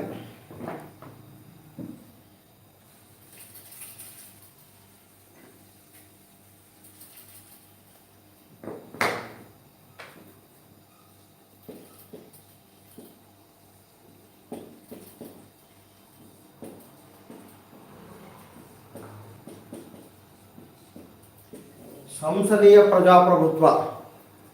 ನೀವು ಸಂಸದೀಯ ಪ್ರಜಾಪ್ರಭುತ್ವ ಅಂತ ಬೇಕಾದ್ರೆ ಇಟ್ಕೊಳ್ಳಿ, ಸಂಸದೀಯ ಪದ್ಧತಿ ಅಂತ ಬೇಕಾದ್ರೆ ಇಟ್ಕೊಳ್ಳಿ. ಇಂಗ್ಲೀಷಲ್ಲಿ ಪಾರ್ಲಿಮೆಂಟರಿ ಸಿಸ್ಟಮ್ ಅಂತ ಕರೀತಾರೆ. ನೋಡಿ, ಸಂಸದೀಯ ಪ್ರಜಾಪ್ರಭುತ್ವ ಪದ್ಧತಿ ಅಥವಾ ಸಂಸದೀಯ ಪದ್ಧತಿ ಏನಿದೆಯೋ ಇದು ಕೂಡ ಭಾರತ ಸಂವಿಧಾನದ ಪ್ರಮುಖ ಲಕ್ಷಣಗಳಲ್ಲಿ ಒಂದು. ಈ ಸಂಸದೀಯ ಪದ್ಧತಿಯನ್ನು ನಾವು ಎಲ್ಲಿಂದ ಎರವಲು ಪಡೆದುಕೊಂಡಿದ್ದೇವೆ ಅಂದರೆ, ಬ್ರಿಟನ್ ಸಂವಿಧಾನದಿಂದ ಎರವಲು ಪಡೆದುಕೊಂಡಿದ್ದೇವೆ. ಅಂದರೆ ಬ್ರಿಟಿಷ್ ಸಂವಿಧಾನದಿಂದ, ಬ್ರಿಟನ್ ಸಂವಿಧಾನದಿಂದ, ಅಥವಾ UK ಅಂದರೆ ಯುನೈಟೆಡ್ ಕಿಂಗ್ಡಮ್ ಸಂವಿಧಾನದಿಂದ ನಾವು ಸಂಸದೀಯ ಪ್ರಜಾಪ್ರಭುತ್ವವನ್ನು ಎರವಲು ಪಡೆದುಕೊಂಡಿದ್ದೇವೆ, ಅಥವಾ ಸಂಸದೀಯ ಪದ್ಧತಿಯನ್ನು ಎರವಲು ಪಡೆದುಕೊಂಡಿದ್ದೇವೆ. ನಮ್ಮದು ಸಂಸದೀಯ ಪದ್ಧತಿ. ಯಾಕೆ ಸಂಸದೀಯ ಪದ್ಧತಿ ಅಂತ ಕರೀತಾರೆ? ಅದು ಬಹಳ ಮುಖ್ಯ. ಯಾಕಂದರೆ ನೀವು ಹಿಂದಿನ ಪ್ರಶ್ನೆ ಪತ್ರಿಕೆಗಳು ನೋಡಿ, ಭಾರತ ಒಂದು ಸಂಸದೀಯ ಪದ್ಧತಿ ಏಕೆಂದರೆ ಅಂದ್ಬಿಟ್ಟು ಕೆಳಗಡೆ ABCD ಅಂತ ಆಪ್ಷನ್ಸ್ ಕೊಟ್ಟಿದ್ದಾನೆ. ಯಾಕೆ ನಮ್ಮ ಸಂಸದೀಯ ಪದ್ಧತಿ? ಯಾಕಂದರೆ ಒಂದು ಸಂಸದೀಯ ವ್ಯವಸ್ಥೆಗಿರಬೇಕಾದಂತಹ ಎಲ್ಲ ಲಕ್ಷಣಗಳು ಕೂಡ ಭಾರತಕ್ಕಿದ್ದಾವೆ. ಆ ಕಾರಣಕ್ಕೆ ನಮ್ಮದು ಸಂಸದೀಯ ಪದ್ಧತಿ. ಏನೇನು ಆ ಲಕ್ಷಣಗಳು ನೋಡಿ. ಸಂಸದೀಯ ಪದ್ಧತಿ ಅಂತ ಕರಿಬೇಕಂದ್ರೆ ಸ್ನೇಹಿತರೆ, ಅಲ್ಲಿ 2 ವಿಧದ ಕಾರ್ಯಾಂಗ ಇರಬೇಕು. ಒಂದು ನಾಮಮಾತ್ರ ಕಾರ್ಯಾಂಗ, ಇನ್ನೊಂದು ನೈಜ ಕಾರ್ಯಾಂಗ. ಎರಡೂ ಕೂಡ ನಮ್ಮಲ್ಲಿದ್ದಾವೆ. ನೋಡಿ, ರಾಷ್ಟ್ರಾಧ್ಯಕ್ಷರನ್ನು ನಾವು ನಾಮಮಾತ್ರ ಕಾರ್ಯಾಂಗ ಅಂದರೆ, ಪ್ರಧಾನಮಂತ್ರಿನ ನೈಜ ಕಾರ್ಯಾಂಗ ಅಂತ ಕರಿತೇವೆ. ಅಂದರೆ ನೈಜ ಕಾರ್ಯಾಂಗ ಮತ್ತು ನಾಮಮಾತ್ರ ಕಾರ್ಯಾಂಗ ಎರಡೂ ಅಸ್ತಿತ್ವದಲ್ಲಿದ್ದರೆ ಅದನ್ನು ನಾವು ಸಂಸದೀಯ ಪದ್ಧತಿ ಅಂತ ಕರಿತೇವೆ. ಇವೆರಡೂ ಅಸ್ತಿತ್ವದಲ್ಲಿದ್ದಾವೆ, ಅದಕ್ಕೆ ನಮ್ಮದು ಸಂಸದೀಯ ಪದ್ಧತಿ. ಬ್ರಿಟನ್ ಕೂಡ ಸಂಸದೀಯ ಪದ್ಧತಿ ಅದೇ ಕಾರಣಕ್ಕೆ. ಯಾಕಂದರೆ ರಾಜ ಅಥವಾ ರಾಣಿ ನಾಮಮಾತ್ರ ಕಾರ್ಯಾಂಗ ಆದರೆ ಪ್ರಧಾನಿ ನೈಜ ಕಾರ್ಯಾಂಗ. In India president is the nominal executive, where the prime minister is the real executive. That is why ours is a parliamentary system. ಆಮೇಲೆ ಸಂಸದೀಯ ಪದ್ಧತಿ ಅನ್ಬೇಕಾದ್ರೆ ಇನ್ನೊಂದು ಲಕ್ಷಣನೂ ಕೂಡ ಇರಬೇಕು ಸ್ನೇಹಿತರೆ, ನೆನ್ಪಿಟ್ಕೊಳ್ಳಿ. ಏನು ಅಂದರೆ, ಕಾರ್ಯಾಂಗ ಶಾಸಕಾಂಗದ ಸೃಷ್ಟಿ ಆಗಿರಬೇಕು ಅಂತ. ಅಂದರೆ the executive should be the creation of the legislature. Yes, ಭಾರತದಲ್ಲಿ ಕಾರ್ಯಾಂಗ ಶಾಸಕಾಂಗದ ಸೃಷ್ಟಿ. ನಮ್ಮಲ್ಲಿ ಕಾರ್ಯಾಂಗ ಅಂದರೆ ಯಾವುದಪ್ಪ? ನಿಮಗೆ ಗೊತ್ತಿರೋ ಹಾಗೆ ಭಾರತದಲ್ಲಿ ಕಾರ್ಯಾಂಗ ಅಂದರೆ ಯಾವುದು? ಮಂತ್ರಿಮಂಡಲ ಅಂತ. ಭಾರತದಲ್ಲಿ ಕಾರ್ಯಾಂಗ ಅಂದರೆ ಮಂತ್ರಿಮಂಡಲ. ಶಾಸಕಾಂಗ ಅಂದರೆ ಸಂಸತ್ತು.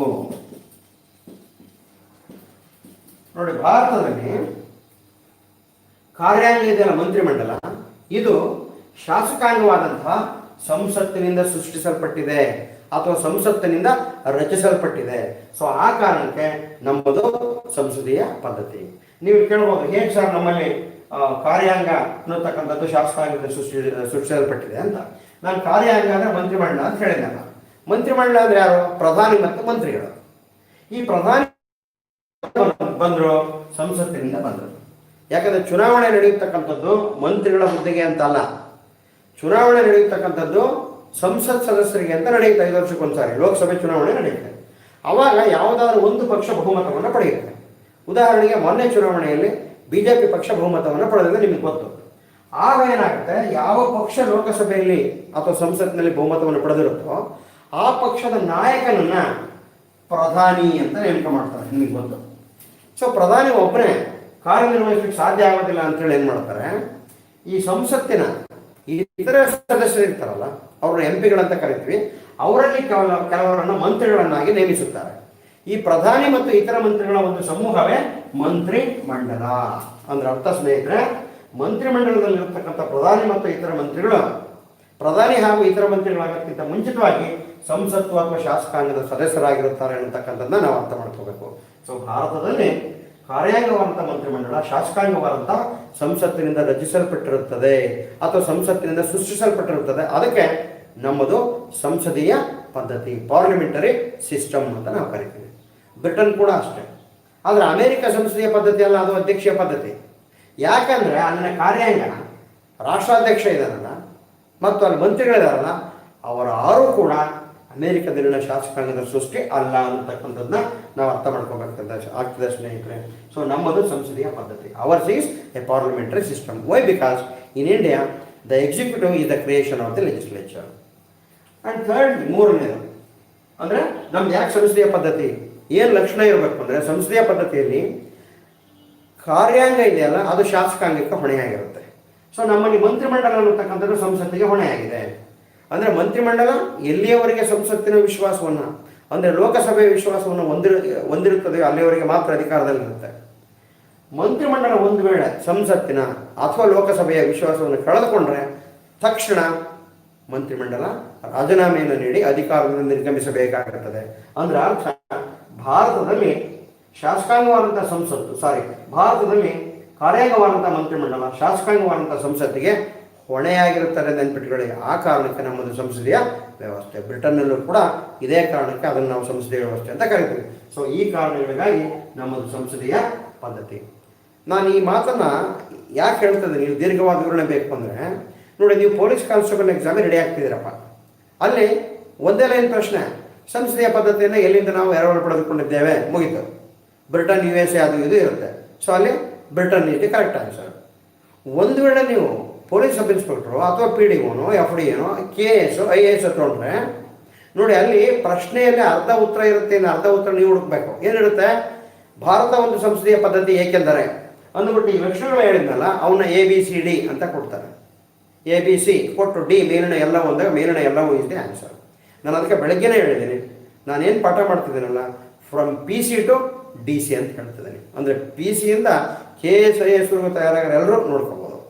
ಆದರೆ PC ಗೆ ಎಷ್ಟು ಬೇಕು, PSI ಗೆ ಎಷ್ಟು ಬೇಕು, KS IAS ಗೆ ಎಷ್ಟು ಬೇಕು ಅನ್ನತಕ್ಕಂಥದ್ದು ನಾನು ಪಾಠ ಮಾಡ್ತಾ ಹೇಳ್ತಾ ಹೋಗ್ತೀನಿ. ಬೇಸರಿಸಿಕೊಳ್ಳದೆ ತುಂಬ ದೀರ್ಘ ಆಯಿತು ಅಂತ ಅಂದ್ಕೊಂಡೆ, ನೀವು ನೋಡಬೇಕಾಗುತ್ತೆ ಸ್ನೇಹಿತರೆ.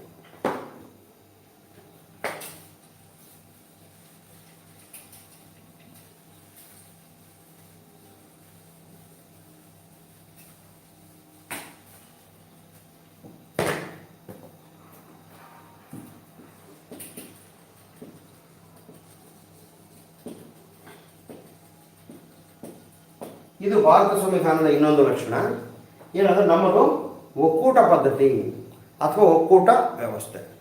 Hours is A federal system. ಇಂಗ್ಲೀಷಲ್ಲಿ ಒಕ್ಕೂಟ ಪದ್ಧತಿ ಅಥವಾ ಒಕ್ಕೂಟ ವ್ಯವಸ್ಥೆನ ಫೆಡರಲ್ ಸಿಸ್ಟಮ್ ಅಂತ ಕರಿತೀವಿ. Hours is A federal system ಅಂದರೆ ನಮ್ಮದು ಒಕ್ಕೂಟ ಪದ್ಧತಿ ಅಥವಾ ಒಕ್ಕೂಟ ವ್ಯವಸ್ಥೆ. ಈ ಒಕ್ಕೂಟ ಪದ್ಧತಿ ಇದೆಯಲ್ಲ ಅದನ್ನು ನಾವು ಎಲ್ಲಿಂದ ಎರವಲು ಪಡೆದುಕೊಂಡಿದ್ದೇವೆ ಅಂದರೆ ನಿಮಗೆ ಗೊತ್ತಿರೋ ಹಾಗೆ ಕೆನಡಾ ಸಂವಿಧಾನ ಸ್ನೇಹಿತರೆ. ಕೆನಡಾ ಸಂವಿಧಾನದಿಂದ ನಾವು ಒಕ್ಕೂಟ ಪದ್ಧತಿ ಅಥವಾ ಒಕ್ಕೂಟ ವ್ಯವಸ್ಥೆಯನ್ನು ಎರವಲು ಪಡೆದುಕೊಂಡಿದ್ದೇವೆ. ಅದನ್ನು ನೀವು ನೆನಪಿಟ್ಕೊಳ್ಳಿ. ಯಾಕೆ ನಮ್ಮದು ಒಕ್ಕೂಟ ಪದ್ಧತಿ? ಒಕ್ಕೂಟ ಪದ್ಧತಿ ಅಂದರೆ ಏನು? ತುಂಬ ಸರಳ. ಕೇಂದ್ರ ಹಾಗೂ ರಾಜ್ಯಗಳ ನಡುವೆ ಸಂವಿಧಾನಾತ್ಮಕವಾದಂಥ ಅಧಿಕಾರ ವಿಭಜನೆ ಆಗಿದ್ದರೆ ಅದನ್ನು ನಾವೇನಂತ ಕರಿತೀವಿ? ಒಕ್ಕೂಟ ವ್ಯವಸ್ಥೆ ಅಂತ ಕರಿತೀವಿ. ಎಸ್, ಭಾರತ ಸಂವಿಧಾನದಲ್ಲಿ ಕೇಂದ್ರ ಹಾಗೂ ರಾಜ್ಯಗಳ ನಡುವೆ ಅಧಿಕಾರ ವಿಭಜನೆ ಕಂಡು ಬರುತ್ತದೆ. ಆ ಕಾರಣಕ್ಕೆ ನಮ್ಮದು ಒಕ್ಕೂಟ ವ್ಯವಸ್ಥೆ. ಈ ಅಧಿಕಾರ ವಿಭಜನೆಯನ್ನು ಹೆಂಗೆ ಮಾಡಿದ್ದಾರೆ ನಿಮಗೆ ಗೊತ್ತಿರೋ ಹಾಗೆ 3 ಪಟ್ಟಿಗಳ ಮೂಲಕ ಅಧಿಕಾರ ವಿಭಜನೆಯನ್ನು ಮಾಡಿದ್ದಾರೆ. ನಿಮಗೆ ಗೊತ್ತು ಸ್ನೇಹಿತರೆ. ಯಾವ 3 ಪಟ್ಟಿಗಳು ಅಂದರೆ, ಮೊದಲನೇದು ಕೇಂದ್ರ ಪಟ್ಟಿ ಸ್ನೇಹಿತರೆ. ಕೇಂದ್ರ ಪಟ್ಟಿ, ಯೂನಿಯನ್ ಲಿಸ್ಟ್ ಅಂತ ಕರಿತೀವಿ. ನೋಡಿ, ಇಲ್ಲಿ 100 ರಾಷ್ಟ್ರೀಯ ಮಹತ್ವದ ವಿಷಯಗಳಿಲ್ಲ. ಅಂದರೆ union list consists of 100 matters of national importance. ಅಂದರೆ ಕೇಂದ್ರ ಪಟ್ಟಿ ರಾಷ್ಟ್ರೀಯ ಮಹತ್ವವನ್ನು ಪಡೆದಿರತಕ್ಕಂಥ 100 ವಿಷಯಗಳನ್ನು ಒಳಗೊಂಡಿದೆ. ಈ 100 ವಿಷಯಗಳು ಯಾವ್ಯಾವ ಅಂತ ನಿಮಗೆ ಗೊತ್ತು. ಪೋಸ್ಟ್ ಆ್ಯಂಡ್ ಟೆಲಿಗ್ರಾಫ್ ಅಂದರೆ ಅಂಚೆ ಮತ್ತು ತಂತಿ, ಡಿಫೆನ್ಸ್ ರಕ್ಷಣೆ, ಸಿವಿಲ್ ಏವಿಯೇಷನ್ ನಾಗರಿಕ ವಿಮಾನ, ರೈಲ್ವೆನಲ್ಲಿ ನೀವು ಕನ್ನಡದಲ್ಲಿ ಉಗಿಬಂಡಿ ಅನ್ನೋದು ಬೇಡ, ನೀವು ರೈಲ್ವೆ ಅಂದರೂ ಕೂಡ ನಡೀತದೆ, ರೈಲ್ವೆ. ದೆನ್ ರಾಷ್ಟ್ರೀಯ ಮಹತ್ವದ ಸಂಪರ್ಕ ವ್ಯವಸ್ಥೆ. ದೆನ್ ಆಟಮಿಕ್ ಎನರ್ಜಿ ಅಂದರೆ ಏನು ಹೇಳ್ತೀರಿ? ಅಣುಶಕ್ತಿ. ಆಟಮಿಕ್ ಎನರ್ಜಿ ಅಥವಾ ಅಣುಶಕ್ತಿ. ಡಿಫೆನ್ಸ್ ರಕ್ಷಣೆ ನಾನು ಹೇಳಿದೆ ಅನಿಸುತ್ತೆ. ಕರೆನ್ಸಿ ಹಣಕಾಸು. ಇಂಟರ್ಸ್ಟೇಟ್ ಟ್ರೇಡ್ ಅಂದರೆ ಅಂತರರಾಜ್ಯ ವ್ಯಾಪಾರ. ಇಂಟರ್ನ್ಯಾಷನಲ್ ಟ್ರೇಡ್ ಅಂತಾರಾಷ್ಟ್ರೀಯ ವ್ಯಾಪಾರ. ಎಲೆಕ್ಷನ್ಸ್ ಚುನಾವಣೆಗಳು. ಇಂತಹ 100 ವಿಷಯಗಳು ಕೇಂದ್ರ ಪಟ್ಟಿಯಲ್ಲಿ ಬರ್ತವೆ. ಅಂದರೆ ಇದನ್ನು ಕೇಂದ್ರ ಪಟ್ಟಿ ಅಂತ ಯಾಕೆ ಕರೀತಾರೆ ಸ್ನೇಹಿತರೆ ಅಂದರೆ, ಈ 100 ವಿಷಯಗಳ ಮೇಲೆ ಕಾನೂನುಗಳನ್ನು ಮಾಡತಕ್ಕಂಥ ಅಧಿಕಾರ ಕೇಂದ್ರ ಸರ್ಕಾರಕ್ಕೆ ಮಾತ್ರ ಇದೆ. ಕೇಂದ್ರ ಸರ್ಕಾರಕ್ಕೆ ಮಾತ್ರ ಇದೆ ಅಂದರೆ ಸಂಸತ್ತಿಗೆ ಮಾತ್ರ ಇದೆ, ರಾಜ್ಯ ಸರ್ಕಾರಕ್ಕಿಲ್ಲ.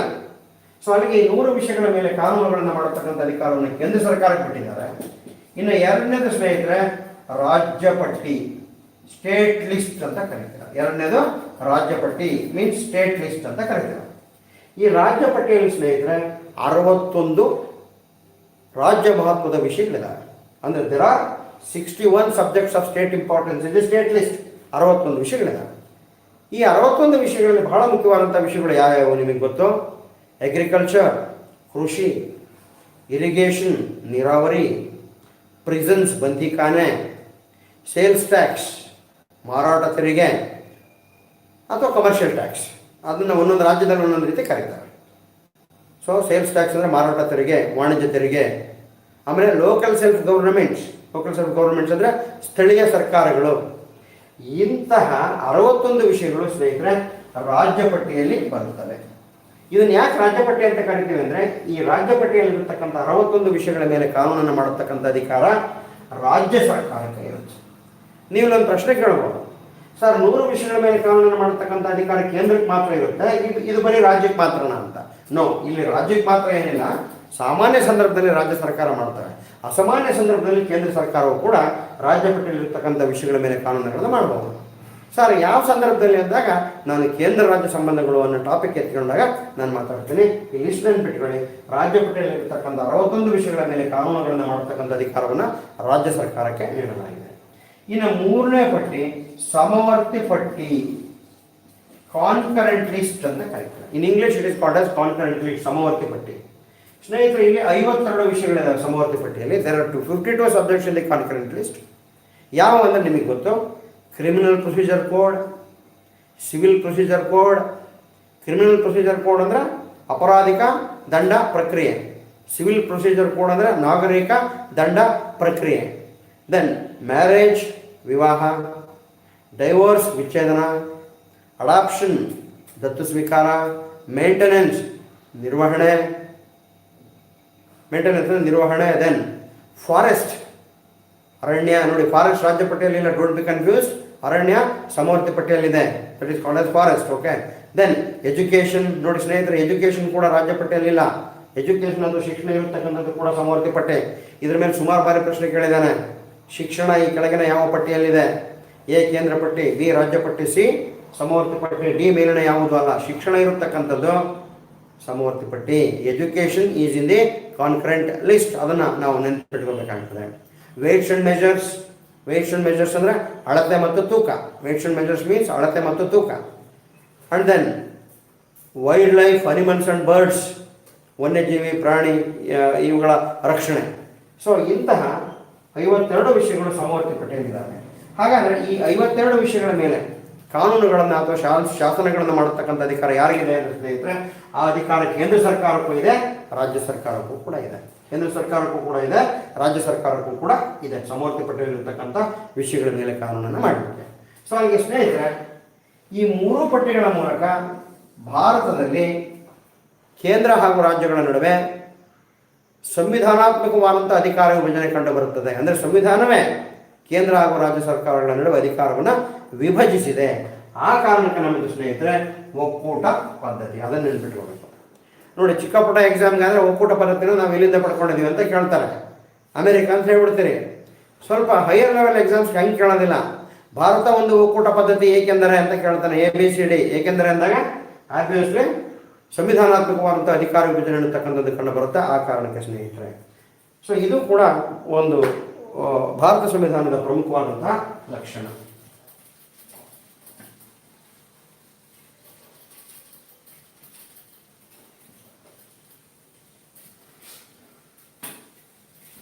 ಇನ್ನು ಏಳನೇ ಪ್ರಮುಖ ಲಕ್ಷಣ ಎರವಲು ಸಂವಿಧಾನ.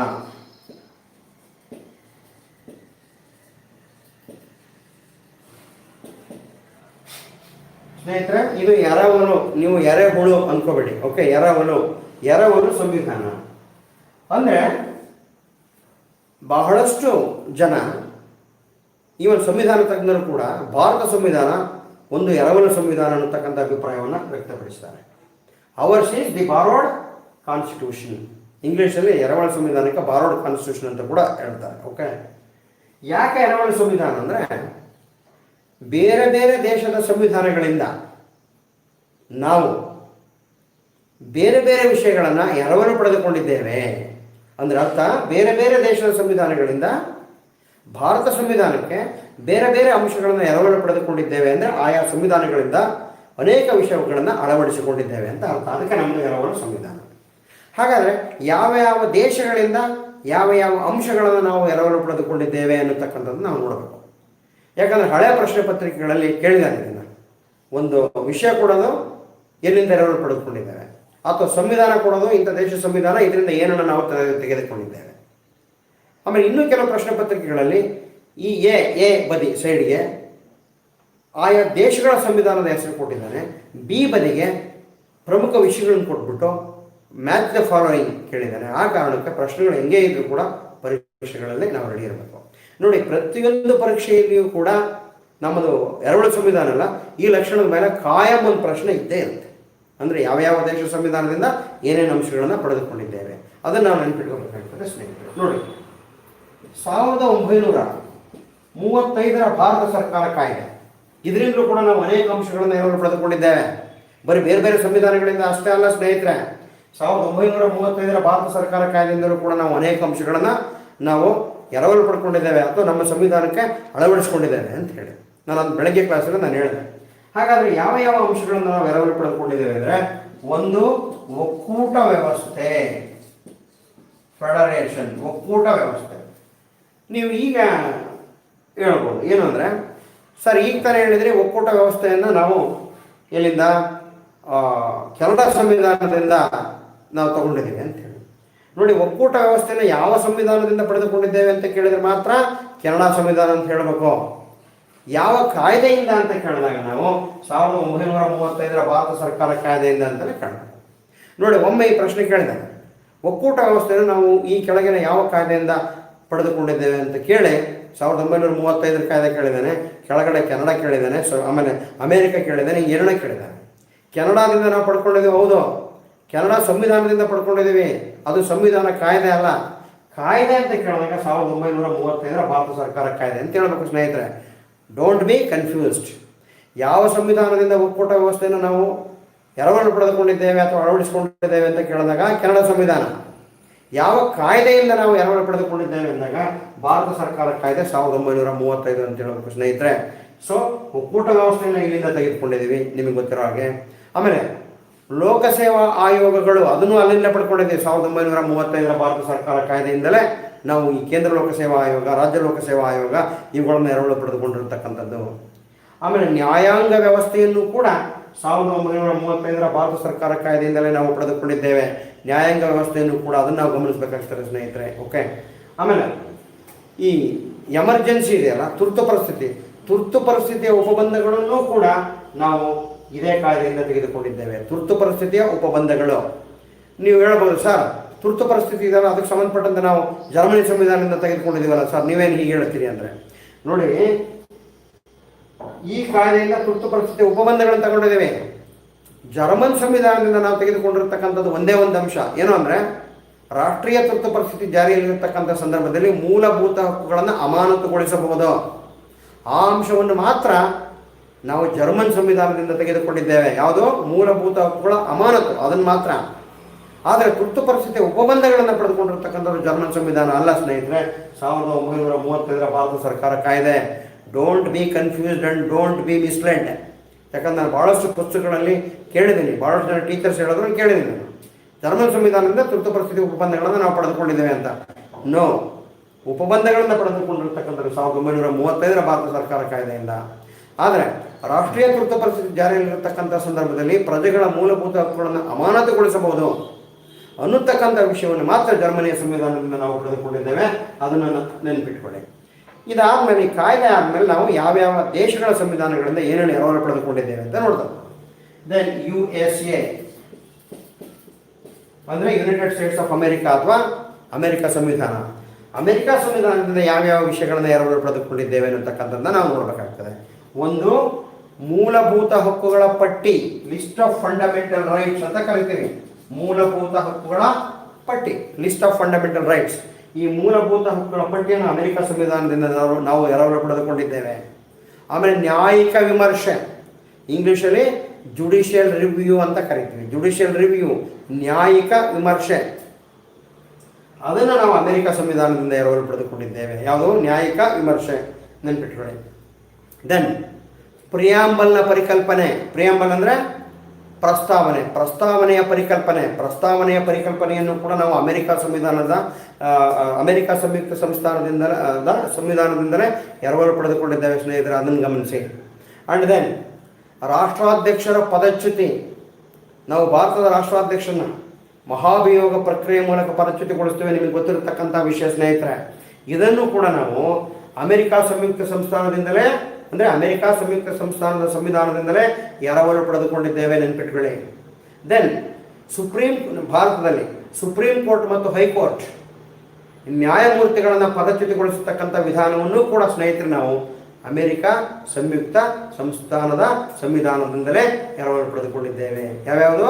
ಸುಪ್ರೀಂ ಕೋರ್ಟ್ ಮತ್ತು ಹೈಕೋರ್ಟ್ ನ್ಯಾಯಮೂರ್ತಿಗಳನ್ನು ಪದಚ್ಯುತಿಗೊಳಿಸತಕ್ಕಂಥ ವಿಧಾನವನ್ನು ಕೂಡ ನೆನಪಿಟ್ಟಬೇಕು. ಹಾಗೆ ಉಪರಾಷ್ಟ್ರಾಧ್ಯಕ್ಷರ ಹುದ್ದೆ, ನಮ್ಮಲ್ಲೇನು ಉಪರಾಷ್ಟ್ರಾಧ್ಯಕ್ಷರ ಹುದ್ದೆ ಇದೆಯಲ್ಲ, ಅದನ್ನು ಕೂಡ ಅಮೆರಿಕ ಸಂಯುಕ್ತ ಸಂಸ್ಥಾನದ ಸಂವಿಧಾನದಿಂದಲೇ ಎರವಲು ಪಡೆದುಕೊಂಡಿದ್ದೇವೆ.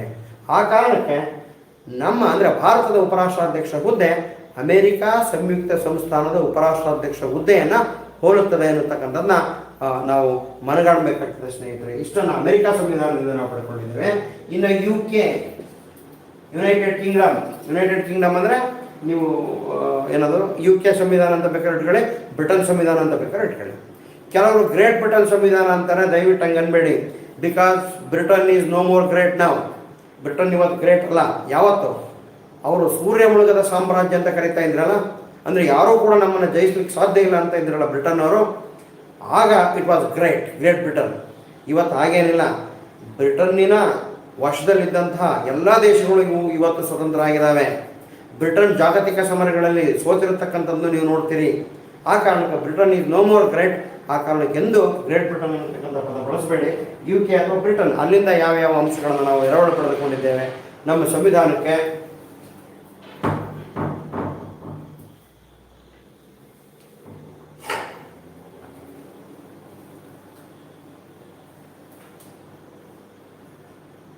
ಒಂದು ನಿಮಿಷ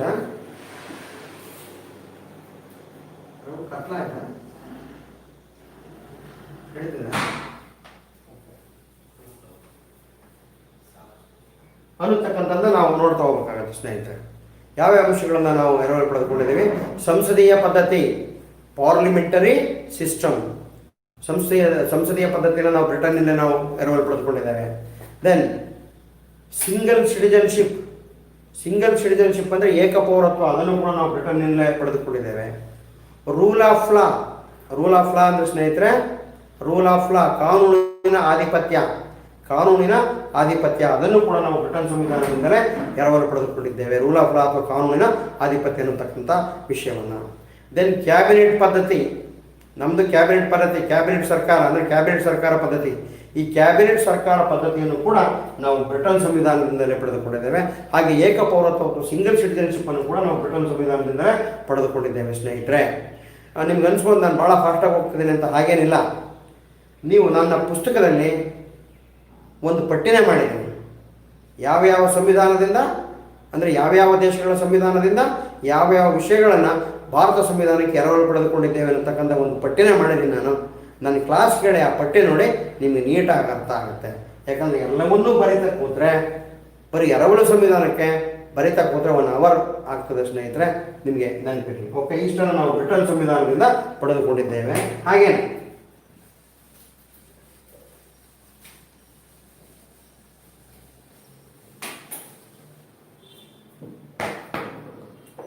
ಐರ್ಲೆಂಡ್ ಸಂವಿಧಾನ ಅಥವಾ ಐರಿಷ್ ಸಂವಿಧಾನ ಅಂತ ಹೇಳ್ಬೋದು. ಐರಿಷ್ ಸಂವಿಧಾನ ಅಥವಾ ಐರ್ಲೆಂಡ್ ಸಂವಿಧಾನದ ಇಲ್ಲಿಂದ ನಾವು DPSP ಸ್ನೇಹಿತರೆ, ಅಂದರೆ directive principles of state policy, ಅಂದರೆ ರಾಜ್ಯ ನಿರ್ದೇಶಕ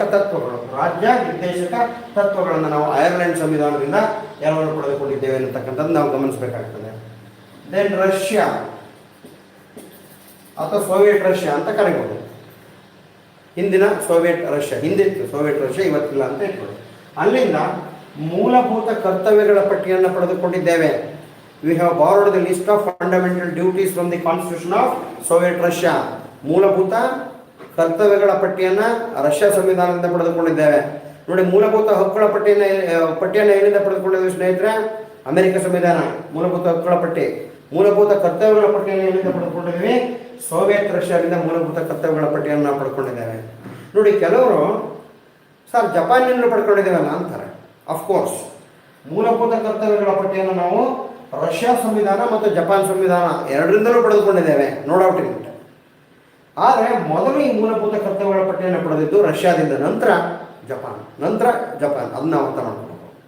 ಅಂದರೆ ವ್ಯತ್ಯಾಸ ಏನಪ್ಪ ಅಂದರೆ, ರಷ್ಯಾ ಸಂವಿಧಾನ ಅವತ್ತು ಅಲ್ಲಿ ಕಮ್ಯುನಿಸ್ಟ್ ಸರ್ಕಾರ ಇತ್ತು. ಜಪಾನ್ನಲ್ಲಿದ್ದಂಥದ್ದು ಸ್ನೇಹಿತರೆ ಪ್ರಜಾಸತ್ತಾತ್ಮಕ ವ್ಯವಸ್ಥೆ. ಅಂದರೆ ಒಂದು ವೇಳೆ ಪ್ರಶ್ನೆ ಹೀಗಿದ್ರೆ, ಈ ಪ್ರಶ್ನೆ ಕೇಳಿದ್ದಾನೆ ಹಳೆ KS ಪ್ರಶ್ನೆ ಪೇಪರ್ ನೋಡಿ, ಈ ಕೆಳಗಿನ ಯಾವ ಪ್ರಜಾಸತ್ತಾತ್ಮಕ ರಾಷ್ಟ್ರದಿಂದ ಭಾರತ ಸಂವಿಧಾನಕ್ಕೆ ಮೂಲಭೂತ ಕರ್ತವ್ಯಗಳನ್ನು ಎರವಲು ಪಡೆದುಕೊಳ್ಳಲಾಗಿದೆ ಅಂತ ಕೇಳಿದ್ದಾನೆ. ಅಲ್ಲಿ ರಷ್ಯಾ ಕೂಡ ಒಂದು ಆಪ್ಷನ್, ಜಪಾನ್ ಕೂಡ ಒಂದು ಆಪ್ಷನ್, ಜರ್ಮನಿ ಕೂಡ ಒಂದು ಆಪ್ಷನ್. ನೀವು ಬಹಳಷ್ಟು ವಿದ್ಯಾರ್ಥಿಗಳು ಏನು ಮಾಡ್ತೀರಿ, ರಷ್ಯಾದಿಂದ ಪಡೆದುಕೊಂಡಿದ್ದೇವೆ ಅಂತೇಳಿ ರಷ್ಯಾ ಅಂತ ಹಾಕ್ಬಿಡ್ತೀರ, ಸೋವಿಯತ್ ರಷ್ಯಾ ಅಂತ. It is wrong. ಅವಾಗ ಅದು ತಪ್ಪು ಉತ್ತರ ಆಗುತ್ತೆ. ಆಮೇಲೆ ಇವತ್ತು ತಪ್ಪು ಉತ್ತರ ಅಂದರೆ ಏನಾಗುತ್ತೆ ನಿಮಗೆ ಗೊತ್ತು? ನೆಗೆಟಿವ್ ಮಾರ್ಕಿಂಗ್ ಅನ್ನತಕ್ಕಂಥದ್ದು ಸಿಗುತ್ತೆ. ನೋಡಿ, ಇಲ್ಲಿ ನಾವು ಮೂಲಭೂತ ಕರ್ತವ್ಯಗಳ ಪಟ್ಟಿಯನ್ನು ಪಡೆದುಕೊಂಡಿರತಕ್ಕಂಥದ್ದು ನೋ ಡೌಟ್ ಸೋವಿಯತ್ ರಷ್ಯಾದಿಂದಲೇ. ಆದರೆ ಈ ಪ್ರಶ್ನೆ ಏನಿದೆ, ಯಾವ ಪ್ರಜಾಸತ್ತಾತ್ಮಕ ರಾಷ್ಟ್ರದ ಸಂವಿಧಾನದಿಂದ ಅಂತ? ಅದಕ್ಕೆ ಉತ್ತರ ಜಪಾನ್. ಯಾಕಂದರೆ ನಾವು ಮೂಲಭೂತ ಹಕ್ಕುಗಳನ್ನು ಪಡೆದುಕೊಂಡಂಥ ಸಂದರ್ಭದಲ್ಲಿ ರಷ್ಯಾ ಪ್ರಜಾಸತ್ತಾತ್ಮಕ ರಾಷ್ಟ್ರ ಆಗಿರಲಿಲ್ಲ, ಕಮ್ಯುನಿಸ್ಟ್ ರಾಷ್ಟ್ರ ಆಗಿತ್ತು ಅನ್ನತಕ್ಕಂಥದ್ದನ್ನ ನೀವು ನೆನಪಿಟ್ಕೋಬೇಕಾಗುತ್ತೆ. ರಷ್ಯಾದಿಂದ ಅದನ್ನು ಪಡ್ಕೊಂಡಿದ್ದೀವಿ ನಾವು. Then France. ಆಮೇಲೆ ಅಷ್ಟೇ ಅಲ್ಲ, ರಷ್ಯಾದಿಂದ ಇನ್ನೇನು ಪಡ್ಕೊಂಡಿದ್ದೀವಿ? ನಮ್ಮ ಪ್ರಿಯಾಂಬಲಲ್ಲಿ ಇದೆಯಲ್ಲ, ಸಾಮಾಜಿಕ ನ್ಯಾಯ, ಆರ್ಥಿಕ ನ್ಯಾಯ, ರಾಜಕೀಯ ನ್ಯಾಯ, ಇದನ್ನು ಕೂಡ ರಷ್ಯಾ ಸಂವಿಧಾನದಲ್ಲೇ ಪಡ್ಕೊಂಡಿದ್ದೀವಿ ನಾವು. ನೀವು ಇಲ್ಲಿ ಇನ್ನೊಂದು ಮಾತು ಕೇಳ್ಬೋದು, ಸರ್ ಪ್ರಿಯಾಂಬಲ್ನ ನಾವು ಅಮೇರಿಕದಿಂದ ಪಡ್ಕೊಂಡಿದ್ದೀವಿ ಅಂತ ಹೇಳಿದ್ರೆ ಈಗೇನು ಸರ್ ನೀವು ರಷ್ಯಾದಿಂದ ಅಂತ? ನೋಡಿ, ಪ್ರಿಯಾಂಬಲ್ ಅಥವಾ ಪ್ರಸ್ತಾವನೆಯ ಪರಿಕಲ್ಪನೆ ಇದೆಯಲ್ಲ, ಅದನ್ನು ತೊಗೊಂಡಿದ್ದು ನಾವು ಅಮೆರಿಕ ಸಂವಿಧಾನದಿಂದ. ಅಂದರೆ ಅರ್ಥ ಎಲ್ಲ ಅವರ ಪ್ರಸ್ತಾವನೆಯಿಂದ ಎಲ್ಲ ಅಂಶಗಳನ್ನು ನಾವು ತೆಗೆದುಕೊಂಡಿಲ್ಲ, ಪರಿಕಲ್ಪನೆಯಿಂದ ಅಲ್ಲಿಂದ ತೆಗೆದುಕೊಂಡಿದ್ದೇವೆ. ಅದನ್ನು ನೆನಪಿಟ್ಕೊಳ್ಳಿ. ರೈಟ್. ಪ್ರಿಯಾಂಬಲ್ನಲ್ಲಿ ಕಂಡು ಬರತಕ್ಕಂಥ ಸಾಮಾಜಿಕ ನ್ಯಾಯ, ರಾಜಕೀಯ ನ್ಯಾಯ, ಆರ್ಥಿಕ ನ್ಯಾಯ, ಈ ಅಂಶಗಳನ್ನು ಕೂಡ ನಾವು ರಷ್ಯಾ ಸಂವಿಧಾನದಿಂದಲೇ ಎರವಲು ಪಡೆದುಕೊಂಡಿದ್ದೇವೆ ಅನ್ನತಕ್ಕಂಥದ್ದು ನಾವು ಗಮನಿಸಬೇಕಾಗ್ತದೆ. ಇನ್ನು ಫ್ರಾನ್ಸ್ ಸಂವಿಧಾನದಿಂದಲೂ ಪಡ್ಕೊಂಡಿದ್ವಿ. ಏನವು? Liberty, equality, fraternity. ಸ್ನೇಹಿತರೆ, ಲಿಬರ್ಟಿ, ಈಕ್ವಾಲಿಟಿ, ಫ್ರೆಟರ್ನಿಟಿ ಅಂದರೆ ಏನದು? ಸ್ವಾತಂತ್ರ್ಯ, ಸಮಾನತೆ ಮತ್ತು ಸಹೋದರತ್ವ ಅನ್ನೋ ಪದಗಳಿದಾವಲ್ಲ, ಎಲ್ಲಿ ಇವು ಕೂಡ ನಮ್ಮ ಪ್ರಿಯಾಂಬಲ್ನಲ್ಲೇ ಕಂಡು ಬರ್ತಾರೆ. ಯಾವುದು? ಸ್ವತಂತ್ರ, ಸಮಾನತೆ ಮತ್ತು ಸಹೋದರತ್ವ. ಈ ಲಿಬರ್ಟಿ, ಈಕ್ವಾಲಿಟಿ ಆ್ಯಂಡ್ ಫ್ರೆಟರ್ನಿಟಿ ಅನ್ನತಕ್ಕಂಥ ಪದಗಳನ್ನು ಕೂಡ ನಾವು ಫ್ರಾನ್ಸ್ ಸಂವಿಧಾನದಿಂದಲೇ ಪಡೆದುಕೊಂಡಿದ್ದೇವೆ ಅನ್ನತಕ್ಕಂಥದ್ದು ನಾವು ಅರ್ಥ ಮಾಡ್ಕೋಬೇಕಾಗ್ತದೆ. ದೆನ್ ಜರ್ಮನಿಯ ಸಂವಿಧಾನದಿಂದ ಏನು ಪಡ್ಕೊಂಡಿದ್ವಿ? ಯುನೈಟ್. ಏನಂತಂದ್ರೆ, ರಾಷ್ಟ್ರೀಯ ತುರ್ತು ಪರಿಸ್ಥಿತಿ ಜಾರಿಯಲ್ಲಿರತಕ್ಕಂಥ ಸಂದರ್ಭದಲ್ಲಿ ಮೂಲಭೂತ ಹಕ್ಕುಗಳ ಅಮಾನತು. ಜರ್ಮನಿ ಸಂವಿಧಾನದಿಂದ ಏನನ್ನ ಪಡ್ಕೊಂಡಿದ್ದೀವಿ ನಾವು? ಏನದು? ರಾಷ್ಟ್ರೀಯ ತುರ್ತು ಪರಿಸ್ಥಿತಿ ಜಾರಿಯಲ್ಲಿರತಕ್ಕಂಥ ಸಂದರ್ಭದಲ್ಲಿ ಮೂಲಭೂತ ಹಕ್ಕುಗಳನ್ನು ಅಮಾನತುಗೊಳಿಸಲಾಗುತ್ತದೆ. ಈ ಅಂಶವನ್ನು ನಾವು ಜರ್ಮನಿಯ ಸಂವಿಧಾನದಿಂದ ಪಡೆದುಕೊಂಡಿದ್ದೇವೆ ಅನ್ನತಕ್ಕಂಥದ್ದನ್ನ ಅರ್ಥ ಮಾಡ್ಕೋಬೇಕು. ಇನ್ನು ಸಂವಿಧಾನಕ್ಕೆ ತಿದ್ದುಪಡಿ ತರ್ತೀವಲ್ಲ, ಅದನ್ನು ಯಾವ ದೇಶದಿಂದ ನಾವು ಎರವಲು ಪಡೆದುಕೊಂಡಿದ್ದೀವಿ ಅಂದರೆ ದಕ್ಷಿಣ ಆಫ್ರಿಕಾ ಸಂವಿಧಾನ. ದಕ್ಷಿಣ ಆಫ್ರಿಕಾ ಸಂವಿಧಾನ ಸ್ನೇಹಿತರೆ, ದಕ್ಷಿಣ ಆಫ್ರಿಕಾ ಸಂವಿಧಾನ. ಅಲ್ಲಿಂದ ಏನನ್ನು ಎರವಲು ಪಡೆದುಕೊಂಡಿದ್ದೇವೆ? ಭಾರತ ಸಂವಿಧಾನವನ್ನು ತಿದ್ದುಪಡಿ ಮಾಡತಕ್ಕಂಥ ವಿಧಾನವನ್ನು ಅಲ್ಲಿಂದ ನಾವು ಎರವಲು ಪಡೆದುಕೊಂಡಿದ್ದೇವೆ. ತಿದ್ದುಪಡಿ ವಿಧಾನವನ್ನು ಅಲ್ಲಿಂದ ಪಡೆದುಕೊಂಡಿದ್ದೇವೆ. ಹೀಗೆ ಸ್ನೇಹಿತರೆ, ಬೇರೆ ಬೇರೆ ದೇಶಗಳ ಸಂವಿಧಾನಗಳಿಂದ ಬೇರೆ ಬೇರೆ ಅಂಶಗಳನ್ನು ಭಾರತ ಸಂವಿಧಾನ ಎರವಲು ಪಡೆದುಕೊಂಡಿದೆ. ಅಂದರೆ ಆಯಾ ಅಂಶಗಳನ್ನು ನಮ್ಮ ಸಂವಿಧಾನದಲ್ಲಿ ಅಳವಡಿಸಿಕೊಳ್ಳಲಾಗಿದೆ ಅನ್ನತಕ್ಕಂಥದ್ದನ್ನ ನಾವು ಅರ್ಥ ಮಾಡ್ಕೋಬೇಕು ಸ್ನೇಹಿತರೆ. ಸೊ ಅದಕ್ಕೆ ನಾವು ಭಾರತ ಸಂವಿಧಾನವನ್ನು ಎರವಲು ಸಂವಿಧಾನ ಅಂತ ಕರಿತೇವೆ. That is why Indian constitution is called as borrowed constitution ಅನ್ನತಕ್ಕಂಥದ್ದನ್ನ ನಾವು ಅರ್ಥ ಮಾಡ್ಕೋಬೇಕು. ನೋಡಿ, ಈಗ ಇದಕ್ಕೆ ಸಂಬಂಧಪಟ್ಟಂತೆ ನನ್ನ ಪುಸ್ತಕದಲ್ಲಿ ಒಂದು ಪಟ್ಟಿ ಇದೆ, ಅದನ್ನು ದಯವಿಟ್ಟು ಪರಿಶೀಲಿಸಿ. ಯಾಕಂದರೆ ಇದರ ಮೇಲೆ ಪ್ರತಿ ಎಕ್ಸಾಮಲ್ಲೂ ಒಂದು ಪ್ರಶ್ನೆ ಇದ್ದೇ ಇರುತ್ತೆ. ಇಲ್ಲ ಒಂದು ಅಂಶ ಕೊಟ್ಟು ಯಾವ ಸಂವಿಧಾನದಿಂದ ತೆಗೆದುಕೊಂಡಿದ್ದೇವೆ ಅಂತ ಕೇಳ್ತಾನೆ, ಇಲ್ಲ ಸಂವಿಧಾನ ಕೊಟ್ಟು ಈ ಕೆಳಗಿನ ಯಾವ ಅಂಶವನ್ನು ಪಡೆದುಕೊಂಡಿದ್ದೇವೆ, ಅಥವಾ ಈ ಕಡೆ ದೇಶಗಳ ಹೆಸರನ್ನು ಕೊಟ್ಟು ಈ ಕಡೆ ಅಂಶಗಳ ಅಥವಾ ವಿಷಯಗಳನ್ನು ಕೊಟ್ಬಿಟ್ಟು ಮ್ಯಾಚ್ ದಿ ಫಾಲೋಯಿಂಗ್ ಅಂತ ಕೊಡ್ತಾನೆ. ಹೇಗೆ ಕೇಳಿದ್ರೆ ನೀವು ಬರಲಿಕ್ಕೆ ಸಿದ್ಧರಿರಬೇಕು, ನೆನ್ಪಿಟ್ಕೊಳ್ಳಿ. ಕಾರಣ ಸುಮಾರು ಇದರ ಮೇಲೆ 25 ಪ್ರಶ್ನೆ ಪತ್ರಿಕೆಗಳಲ್ಲಿ ಪ್ರಶ್ನೆಗಳಿದ್ದಾವೆ, ನಾನು ನೋಡಿದ್ದೇನೆ, ಗಮನಿಸಿದ್ದೇನೆ.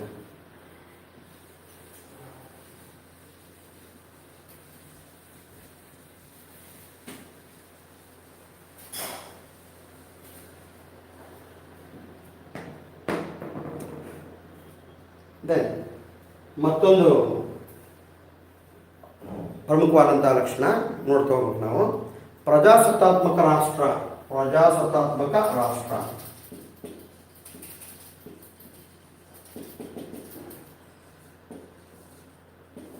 ಡೆಮಾಕ್ರೆಟಿಕ್ ಸ್ಟೇಟ್ ಅಂತ ಕರೀತೀವಿ. ಡೆಮಾಕ್ರೆಟಿಕ್ ಸ್ಟೇಟ್ ಅಥವಾ ಪ್ರಜಾಸತ್ತಾತ್ಮಕ ರಾಷ್ಟ್ರ, ಇದು ಕೂಡ ಭಾರತ ಸಂವಿಧಾನದ ಬಹಳ ಪ್ರಮುಖವಾದಂತಹ ಲಕ್ಷಣ. ಅದನ್ನು ನೀವು ಗಮನಿಸಿ.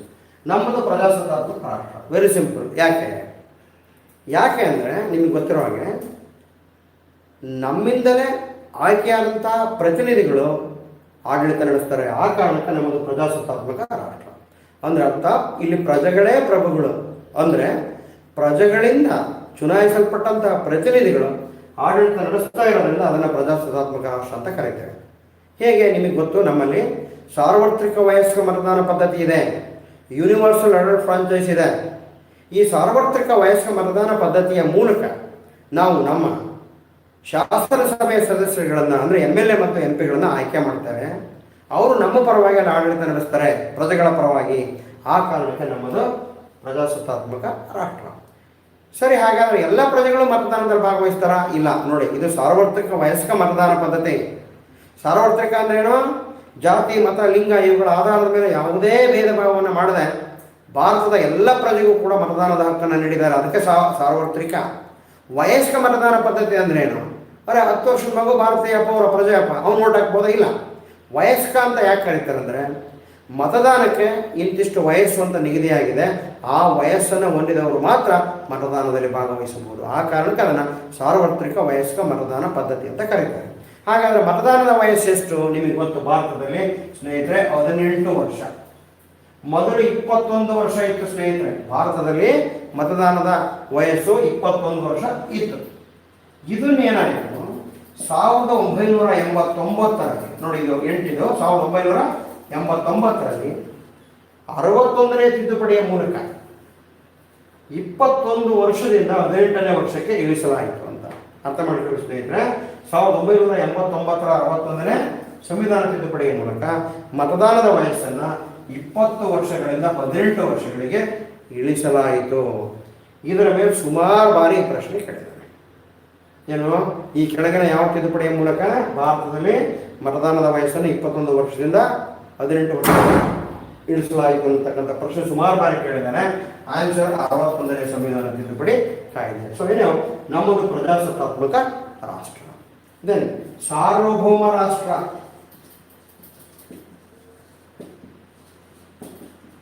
ಸಾರ್ವಭೌಮ ರಾಷ್ಟ್ರ. Hours is A sovereign state. Sovereign state.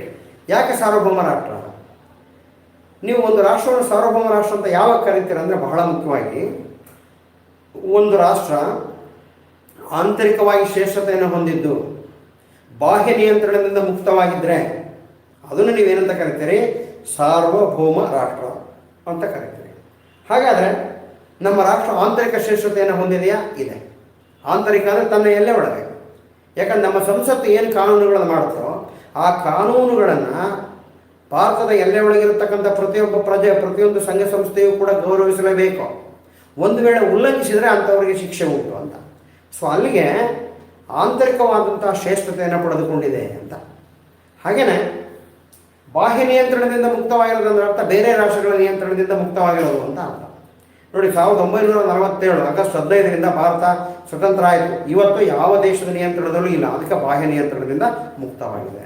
ಅಂದರೆ ಭಾರತ ಆಂತರಿಕ ಶ್ರೇಷ್ಠತೆಯನ್ನು ಹೊಂದಿದ್ದು ಬಾಹ್ಯ ನಿಯಂತ್ರಣದಿಂದ ಮುಕ್ತವಾಗಿರೋದ್ರಿಂದ ಭಾರತ ಒಂದು ಸಾರ್ವಭೌಮ ರಾಷ್ಟ್ರ.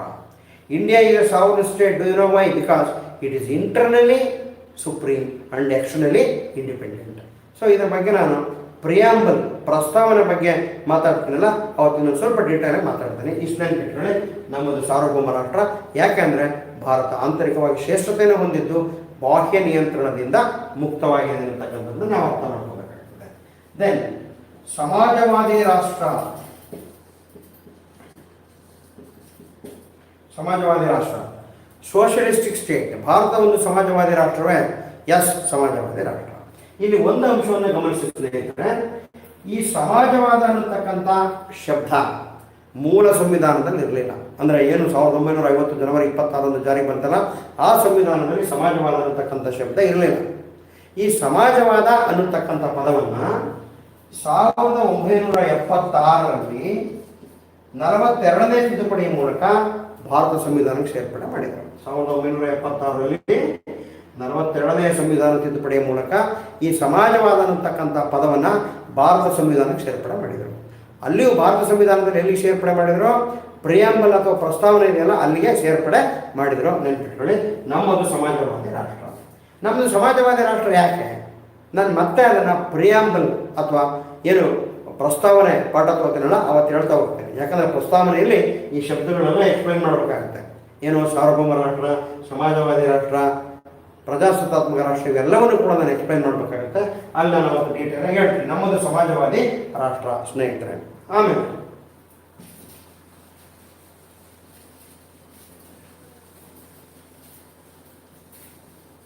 India is A secular state, ಅಂದರೆ ಜಾತ್ಯತೀತ ರಾಷ್ಟ್ರ. ಅಂದರೆ ಈ ಜಾತ್ಯತೀತತೆ ಅನ್ನತಕ್ಕಂಥದ್ದು ಕೂಡ ಭಾರತ ಸಂವಿಧಾನದ ಒಂದು ಪ್ರಮುಖ ಲಕ್ಷಣ. ಇಂಗ್ಲೀಷಲ್ಲಿ ಅದು ಸೆಕ್ಯುಲರಿಸಮ್ ಅಂತ ಕರೀತಾರೆ. India is A secular state, Bharat ಒಂದು ಜಾತ್ಯತೀತ ರಾಷ್ಟ್ರ. ನೋಡಿ, ಈ ಜಾತ್ಯತೀತತೆ ಅನ್ನತಕ್ಕಂಥ ಪದ ಕೂಡ ಮೂಲ ಸಂವಿಧಾನದಲ್ಲಿಲ್ಲ. ಈ ಪದವನ್ನು ಕೂಡ ಸ್ನೇಹಿತರೆ 1976ರಲ್ಲಿ ಭಾರತ ಸಂವಿಧಾನಕ್ಕೆ 42ನೇ ತಿದ್ದುಪಡಿ ತಂದು ಸಂವಿಧಾನಕ್ಕೆ ಸೇರ್ಪಡೆ ಮಾಡ್ತಾರೆ. ಅದು ಎಲ್ಲಿಗೆ? ಪ್ರಿಯಾಂಬಲ್ ಅಥವಾ ಪ್ರಸ್ತಾವನೆಗೆ. ಅಂದರೆ ನಾವು ಏನು ಹೇಳ್ಬೋದು ಒಂದೇ ಸಾಲಿನಲ್ಲಿ ಅಂದರೆ, ಜಾತ್ಯತೀತತೆ ಅನ್ನತಕ್ಕಂಥ ಪದವನ್ನು 1976ರಲ್ಲಿ 42ನೇ ತಿದ್ದುಪಡಿಯ ಮೂಲಕ ಭಾರತ ಸಂವಿಧಾನಕ್ಕೆ, ಅದರಲ್ಲಿಯೂ ಪ್ರಿಯಾಂಬಲ್ಗೆ ಸೇರ್ಪಡೆ ಮಾಡಲಾಯಿತು ಅನ್ನತಕ್ಕಂಥದ್ದು ನಾವು ತಿಳ್ಕೋಬೇಕು. ಆ ಕಾರಣಕ್ಕೆ ನಮ್ಮದು ಜಾತ್ಯತೀತ ರಾಷ್ಟ್ರ.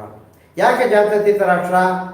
ಯಾಕೆ ಜಾತ್ಯತೀತ ರಾಷ್ಟ್ರ ಅಂದರೆ, ಈ ರಾಷ್ಟ್ರದಲ್ಲಿ ಎಲ್ಲ ಧರ್ಮಗಳನ್ನು ಕೂಡ ಸಮನಾಗಿ ಕಾಣಲಾಗುತ್ತದೆ. ಎಲ್ಲ ಧರ್ಮಗಳನ್ನು ಸಮನಾಗಿ ಕಾಣಲಾಗುತ್ತದೆ. ಆಮೇಲೆ ಎಲ್ಲ ಪ್ರಜೆಗಳಿಗೂ ಕೂಡ ಧಾರ್ಮಿಕ ಸ್ವಾತಂತ್ರ್ಯವನ್ನು ನೀಡಲಾಗಿದೆ. ಒಬ್ಬ ಪ್ರಜೆ ಹಿಂದೂ ಧರ್ಮ, ಇಸ್ಲಾಂ ಧರ್ಮ, ಜೈನ ಧರ್ಮ, ಬೌದ್ಧ ಧರ್ಮ, ಕ್ರೈಸ್ತ ಧರ್ಮ, ಹೀಗೆ ತನ್ನ ಮನಸ್ಸಾಕ್ಷಿಗೆ ಒಪ್ಪತಕ್ಕಂಥ ಯಾವ ಧರ್ಮವನ್ನು ಬೇಕಾದರೂ ಪಾಲಿಸ್ಬೋದು. ಅವನು ಇಂಥದೇ ಧರ್ಮವನ್ನು ಪಾಲಿಸಬೇಕು ಅನ್ನತಕ್ಕಂಥ ನಿರ್ಬಂಧ ಇಲ್ಲ. ಅಂದರೆ ರಾಜ್ಯ ಒಬ್ಬ ವ್ಯಕ್ತಿಯ ಧಾರ್ಮಿಕ ವಿಷಯದಲ್ಲಿ ಹಸ್ತಕ್ಷೇಪ ಮಾಡುವಂತಿಲ್ಲ. ಆ ಕಾರಣಕ್ಕೆ ಸ್ನೇಹಿತರೆ ನಮ್ಮದು ಜಾತ್ಯತೀತ ರಾಷ್ಟ್ರ. Hours is a secular state. ನೆನ್ಪಿಟ್ಕೊಳ್ಳಿ. ನೋಡಿ, ಇದ್ರ ಮೇಲೆ ಸುಮಾರು ಸಾರಿ ಪ್ರಶ್ನೆಗಳು ಬಂದಿದ್ದಾವೆ. ನೀವು ಹಳೆ ಪ್ರಶ್ನೆ ಪತ್ರಿಕೆಗಳನ್ನ ನೋಡಿದ್ರೆ ಗೊತ್ತಾಗುತ್ತೆ. ಸಮಾಜವಾದ ಅನ್ನತಕ್ಕಂಥ ಪದವನ್ನು ಭಾರತ ಸಂವಿಧಾನಕ್ಕೆ ಈ ಕೆಳಗಿನ ಎಷ್ಟನೇ ತಿದ್ದುಪಡಿಯ ಮೂಲಕ ಸೇರ್ಪಡೆ ಮಾಡಿದ್ದೇವೆ? ಜಾತ್ಯತೀತತೆ ಅನ್ನತಕ್ಕಂಥ ಪದವನ್ನು ಎಷ್ಟನೇ ತಿದ್ದುಪಡಿಯ ಮೂಲಕ ಸೇರ್ಪಡೆ ಮಾಡಿದ್ದೇವೆ ಅಂದಾಗ 4 ಆಪ್ಷನ್ಸ್ ಇರುತ್ತೆ. ಕರೆಕ್ಟ್ ಆಪ್ಷನ್ ಯಾವುದಂದರೆ 42ನೇ ಸಂವಿಧಾನ ತಿದ್ದುಪಡಿ. ಓಕೆ, ಅದು ಜಾರಿಗೆ ಬಂದಿದ್ದು ನಿಮಗೆ ಗೊತ್ತು 1976ನೇ ಇಸ್ವಿ. ಸೊ ಜಾತ್ಯತೀತತೆಯು ಕೂಡ ಭಾರತ ಸಂವಿಧಾನದ ಒಂದು ಲಕ್ಷಣ ನೋಡೋಣ. ಅಂಡ್ ದೆನ್ ರಿಪಬ್ಲಿಕನಿಸಮ್ ಅಂದರೆ ಗಣರಾಜ್ಯ. ಗಣರಾಜ್ಯ ಇಂಗ್ಲೀಷಲ್ಲಿ ಅದನ್ನು ರಿಪಬ್ಲಿಕನ್ ಸ್ಟೇಟ್ ಅಂತ ಕರೀತಾರೆ. India is A Republican state. Bharat ಒಂದು ಗಣರಾಜ್ಯ. ಇದು ಕೂಡ ಭಾರತ ಸಂವಿಧಾನದ ಒಂದು ಪ್ರಮುಖ ಲಕ್ಷಣ. ಯಾಕೆ ಗಣರಾಜ್ಯ? ಅದು ಮುಖ್ಯ. ಯಾಕಂದರೆ ಒಂದು ಎಕ್ಸಾಂಪಲ್ ಕೇಳಿದ್ದಾನೆ, ಭಾರತ ಒಂದು ಗಣರಾಜ್ಯ ಏಕೆಂದರೆ ಆಪ್ಷನ್ಸ್ 4 ಕೊಟ್ಟಿದ್ದಾನೆ. ರೈಟ್ ಆಪ್ಷನ್ ಯಾವುದೋ ಅದಕ್ಕೆ ನೀವು ಉತ್ತರ ಬರಬೇಕಾಗುತ್ತೆ. ಯಾಕೆ ಗಣರಾಜ್ಯ? ಯಾವುದೇ ಒಂದು ದೇಶವನ್ನು ನಾವು ಗಣರಾಜ್ಯ ಅನ್ಬೇಕಾದ್ರೆ ಅಲ್ಲಿ ಏನಿರಬೇಕು? It's very simple. ಯಾವುದೇ ಒಂದು ರಾಷ್ಟ್ರದ ಮುಖ್ಯಸ್ಥನನ್ನು ಪ್ರತ್ಯಕ್ಷವಾಗಿ ಅಥವಾ ಪರೋಕ್ಷವಾಗಿ ಚುನಾಯಿಸಿದರೆ ಅದನ್ನು ನಾವು ಗಣರಾಜ್ಯ ಅಂತ ಕರಿತೀವಿ. ಅಂದರೆ the Republican state is one in which the head of the state is either directly elected R indirectly elected. ಸ್ನೇಹಿತರೆ ನೆನ್ಪಿಟ್ಕೊಳ್ಳಿ, ಯಾವುದೇ ಒಂದು ರಾಷ್ಟ್ರದ ಮುಖ್ಯಸ್ಥರನ್ನು ಪ್ರತ್ಯಕ್ಷವಾಗಿ ಅಥವಾ ಪರೋಕ್ಷವಾಗಿ ಚುನಾಯಿಸಿದರೆ ಅದು ಗಣರಾಜ್ಯ. ನಮ್ಮ ಗಣರಾಜ್ಯ ಯಾಕೆ? ನಮ್ಮ ರಾಷ್ಟ್ರದ ಮುಖ್ಯಸ್ಥರು ಯಾರು? ನಮ್ಮ ರಾಜಕೀಯ ವ್ಯವಸ್ಥೆ ಮುಖ್ಯಸ್ಥರು ಯಾರು? ರಾಷ್ಟ್ರಾಧ್ಯಕ್ಷರು. ರಾಷ್ಟ್ರಾಧ್ಯಕ್ಷರನ್ನ ನಾವು ಹೆಂಗೆ ಚುನಾಯಿಸ್ತೀವಿ? ಪರೋಕ್ಷ ಚುನಾವಣೆಯ ಮೂಲಕ ಚುನಾಯಿಸ್ತೇವೆ. ಪರೋಕ್ಷ ಚುನಾವಣೆಯಿಂದ ನಾವು ಪ್ರಜೆಗಳು ಭಾಗವಹಿಸೋದಿಲ್ಲ. ನಾವು MLA ಮತ್ತು MP ಗಳನ್ನ ಚುನಾಯಿಸ್ತೇವೆ. ನಮ್ಮಿಂದ ಚುನಾಯಿಸಲ್ಪಟ್ಟಂಥ MLA ಮತ್ತು MP ಗಳು ರಾಷ್ಟ್ರಾಧ್ಯಕ್ಷರನ್ನ ಚುನಾಯಿಸ್ತಾರೆ. ಅಲ್ಲಿಗೆ ನಮ್ಮ ದೇಶದ ಮುಖ್ಯಸ್ಥನಾದಂಥ ರಾಷ್ಟ್ರಾಧ್ಯಕ್ಷನನ್ನು ಪರೋಕ್ಷವಾಗಿ ನಾವು ಚುನಾಯಿಸ್ತೇವೆ. ಅದಕ್ಕೆ ನಮ್ಮದು ಗಣರಾಜ್ಯ. ಸ್ನೇಹಿತರು ನೆನಪಿಟ್ಕೊಳ್ಳಿ. ನೀವು ನಮ್ಮ ಪ್ರಶ್ನೆ ಕೇಳ್ಬೋದು, ಹೌದಾ ಸರ್, ಹಾಗಾದ್ರೆ ರಾಷ್ಟ್ರಾಧ್ಯಕ್ಷ ಚುನಾವಣೆಯಲ್ಲಿ ಯಾರ್ಯಾರು ಭಾಗವಹಿಸ್ತಾರೆ ಸರ್ ಅಂತ. ಅದಕ್ಕೆ ಉತ್ತರಿಸಲಿಕ್ಕೆ ಇದು ಸರಿಯಾದ ಸಮಯ ಅಲ್ಲ.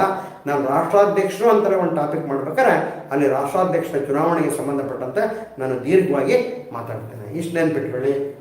ಆ ಕಾರಣಕ್ಕೆ ನಮ್ಮದು ಗಣರಾಜ್ಯ. ಅಂದರೆ ಗಣರಾಜ್ಯ ಅಂದ ತಕ್ಷಣ ರಾಷ್ಟ್ರದ ಮುಖ್ಯಸ್ಥ ಒಬ್ಬ ಚುನಾಯಿತ ಪ್ರತಿನಿಧಿ ಇರಬೇಕು ಅಂತ. ಅಂದರೆ ರಾಷ್ಟ್ರದ ಮುಖ್ಯಸ್ಥ ಆನುವಂಶಿಕ ತತ್ವದ ಆಧಾರದ ಮೇಲೆ ಆಡಳಿತಕ್ಕೆ ಬರಬಾರ್ದು, ವಂಶ ಪಾರಂಪರ್ಯ ತತ್ವದ ಆಧಾರದ ಮೇಲೆ ಆಡಳಿತಕ್ಕೆ ಬರಬಾರ್ದು. ಅವನು ಪ್ರತ್ಯಕ್ಷವಾಗಿ ಅಥವಾ ಪರೋಕ್ಷವಾಗಿ ಚುನಾಯಿಸಲ್ಪಟ್ಟಿರಬೇಕು ಅನ್ನತಕ್ಕಂಥದ್ದು ನೆನಪಿಟ್ಕೊಳ್ಳಿ. ಅಮೇರಿಕ ಕೂಡ ಒಂದು ಗಣರಾಜ್ಯ. ಯಾಕಂದರೆ ಅಮೇರಿಕದ ಅಧ್ಯಕ್ಷನನ್ನು ಕೂಡ ಪರೋಕ್ಷವಾಗಿ ಚುನಾಯಿಸಲಾಗ್ತದೆ. ಬ್ರಿಟನ್ ಒಂದು ಗಣರಾಜ್ಯವೇ? ಬ್ರಿಟನ್ ಒಂದು ಗಣರಾಜ್ಯ ಅಲ್ಲ. ಯಾಕಂದರೆ ಅಲ್ಲಿ ಬ್ರಿಟನ್ ರಾಜಕೀಯ ವ್ಯವಸ್ಥೆ ಮುಖ್ಯಸ್ಥರಿದ್ದಾರಲ್ಲ, ರಾಜ ಅಥವಾ ರಾಣಿ, ಅವ್ರನ್ನ ಪರೋಕ್ಷವಾಗಿಯೂ ಚುನಾಯಿಸುವುದಿಲ್ಲ, ಪ್ರತ್ಯಕ್ಷವಾಗಿಯೂ ಚುನಾಯಿಸುವುದಿಲ್ಲ ನೆನಪಿಟ್ಕೊಳ್ಳಿ. ಅವರು ಆನುವಂಶಿಕ ತತ್ವದ ಆಧಾರದ ಮೇಲೆ ಅಧಿಕಾರಕ್ಕೆ ಬರುತ್ತಾರೆ. ಆ ಕಾರಣಕ್ಕೆ ಬ್ರಿಟನ್ ಒಂದು ಗಣರಾಜ್ಯ ಅಲ್ಲ. Britain is not a republican state precisely because of the reason that the head of the political system in Britain, that is king or the queen, is not a elected one. ಸ್ನೇಹಿತರು, ನಾನು ಮಧ್ಯೆ ಮಧ್ಯೆ ಇಂಗ್ಲೀಷಲ್ಲಿ ಬಳಸ್ತೇನೆ. ಕಾರಣ ಇಷ್ಟೇ, ನಿಮ್ಮಲ್ಲಿ ಕೆಲವರಾದರೂ English ಮಾಧ್ಯಮದಲ್ಲಿ ಪರೀಕ್ಷೆ ಬರೆಯಲಿರ್ತೀರಿ ಅನ್ನತಕ್ಕಂಥ ಕಾರಣಕ್ಕೆ. ಒಂದು ವೇಳೆ ನಾನು ಹೆಚ್ಚೆಚ್ಚು ಇಂಗ್ಲೀಷ್ ಬಳಸ್ತಿದ್ದೇನೆ ಅಂತ ನಿಮ್ಗೆ ಅನಿಸಿದರೆ ನೀವು ಕಮೆಂಟ್ ಬಾಕ್ಸಲ್ಲಿ ಕಮೆಂಟ್ ಮಾಡಿ. ಆಗ ನಾನು ಇಂಗ್ಲೀಷನ್ನು ಇನ್ನೂ ಕಡಿಮೆ ಮಾಡಿಕೊಂಡು ಶುದ್ಧ ಕನ್ನಡದಲ್ಲೇ ಪಾಠ ಮಾಡೋ ಪ್ರಯತ್ನ ಮಾಡ್ತೇನೆ. ಅಥವಾ ಇನ್ನೂ ಸ್ವಲ್ಪ ಇಂಗ್ಲೀಷ್ ಬೇಕು ಅಂದರೆ ಬೇಕಾದ್ರೆ ಕಮೆಂಟ್ ಮಾಡಿ, ಸ್ವಲ್ಪ ಇಂಗ್ಲೀಷಲ್ಲಿ ಮಾತಾಡಿ ಅಂತ ನಾನು ಇಂಗ್ಲೀಷಲ್ಲಿ ಹೇಳ್ತೀನಿ. ಆದರೆ ಕನಿಷ್ಠ ಪಕ್ಷ ಈ ಟೆಕ್ನಿಕಲ್ ವರ್ಡ್ಸ್ ಇದಾವಲ್ಲ, ಸಂವಿಧಾನಾತ್ಮಕ ಪರಿಭಾಷೆಗಳಿದಾವಲ್ಲ, ಇವುಗಳನ್ನು ನಾನು ಕನ್ನಡದ ಜೊತೆಗೆ ಇಂಗ್ಲೀಷಲ್ಲಿ ಹೇಳಲೇಬೇಕಾಗುತ್ತೆ. ಈಗ ಜಾತ್ಯತೀತತೆ, ಸೆಕ್ಯುಲರಿಸಮ್, ಗಣರಾಜ್ಯ, ರಿಪಬ್ಲಿಕನ್ ಸ್ಟೇಟ್ ಇಂಥವುಗಳಾದರೂ ಹೇಳಬೇಕಾಗ್ತದೆ. ಯಾರಾದರೂ ಇಂಗ್ಲೀಷ್ ಮೀಡಿಯಮಲ್ಲಿ ಓದ್ತಾ ಇದ್ದರೆ ಅವ್ರಿಗೆ ಸಹಾಯ ಆಗುತ್ತೆ ಅನ್ನತಕ್ಕಂಥ ಕಾರಣಕ್ಕೆ. ಬಟ್ ನಿಮಗೆ ಬೇಕೋ ಬೇಡವೋ ನೀವು ಕಮೆಂಟ್ ಮಾಡಿ, ನಾನು ನಿಮ್ಮ ಸಲಹೆಗಳನ್ನು ಸ್ವಾಗತಿಸುತ್ತೇನೆ. ಓಕೆ, ಸೊ ಅಲ್ಲಿಗೆ ನಮ್ಮದು ಗಣರಾಜ್ಯ, it is the Republican state ಅನ್ನತಕ್ಕಂಥದ್ದು ನೀವು ಗಮನಿಸಬೇಕಾಗ್ತದೆ. ಸೊ ಸ್ನೇಹಿತರೆ, ಭಾರತ ಸಂವಿಧಾನದ ಇನ್ನೂ ಕೆಲವು ಮಹತ್ವದ ಲಕ್ಷಣಗಳಿದ್ದಾವೆ. ಈ ಲಕ್ಷಣಗಳನ್ನು ನಾನು ನನ್ನ ಮುಂದಿನ ತರಗತಿಯಲ್ಲಿ ವಿವರಿಸುತ್ತೇನೆ. Thank you very much. ಎಷ್ಟೊಂದು ಹೇಳಬೇಕು? 15 ನಿಮಿಷ. ಈಗ ನಿಮಗೆ 15 ನಿಮಿಷಗಳ ಬಿಡುವು. 15 ನಿಮಿಷಗಳಾದ ನಂತರ ಭಾರತ ಸಂವಿಧಾನದ ಇತರ ಲಕ್ಷಣಗಳನ್ನು ನಿಮ್ಮ ಜೊತೆಗೆ ಚರ್ಚೆ ಮಾಡ್ತಿದ್ದೀನಿ. ಸಮಯಕ್ಕೆ ಸರಿಯಾಗಿ ಇಲ್ಲಿರಿ. ಆಮೇಲೆ ಪ್ರತಿ ಕಾಮೆಂಟನ್ನು ಕೂಡ ನಾನು ಪಾಠ ಮಾಡತಕ್ಕಂಥ ಸಂದರ್ಭದಲ್ಲಿ ಗಮನಿಸೋಕ್ಕಾಗಲ್ಲ. ನೋಡಿ, ಈಗ ಗಮನಿಸ್ತಾ ಇದ್ದೀನಿ, ಇಲ್ಲೆಲ್ಲ ಓದು. ಯಾರೋ ಒಬ್ಬರು ಡೀಟೈಲಾಗಿ ಹೇಳಿ ಸರ್ ಅಂತ ಕೇಳಿದಿರಿ. ತೋರಿಸೋದು ಡೀಟೈಲಾಗೆ ಹೇಳಿ ಸರ್ ಅಂತ ಕೇಳಿದಿರಿ. ಓಕೆ, ಸಮಾಜವಾದಿ ಹೇಗೆ ಎಕ್ಸ್ಪ್ಲೈನ್ ಮಾಡಿ ಸರ್ ಅಂತ ಕೇಳಿದಿರಿ. ನಾನು ಆಗಲೇ ಹೇಳಿದೆ, ಪ್ರಿಯಾಂಬಲ್ಗೆ ಬಂದಾಗ ನಮ್ಮದು ಸಮಾಜವಾದಿ ರಾಷ್ಟ್ರ ಹೇಗೆ ಅನ್ನತಕ್ಕಂಥದ್ದು ನಾನು ಎಕ್ಸ್ಪ್ಲೈನ್ ಮಾಡ್ತೀನಿ. ಪ್ರಿಯಾಂಬಲ್ಗೆ ಬಂದಾಗ ಹೇಳ್ತೀನಿ.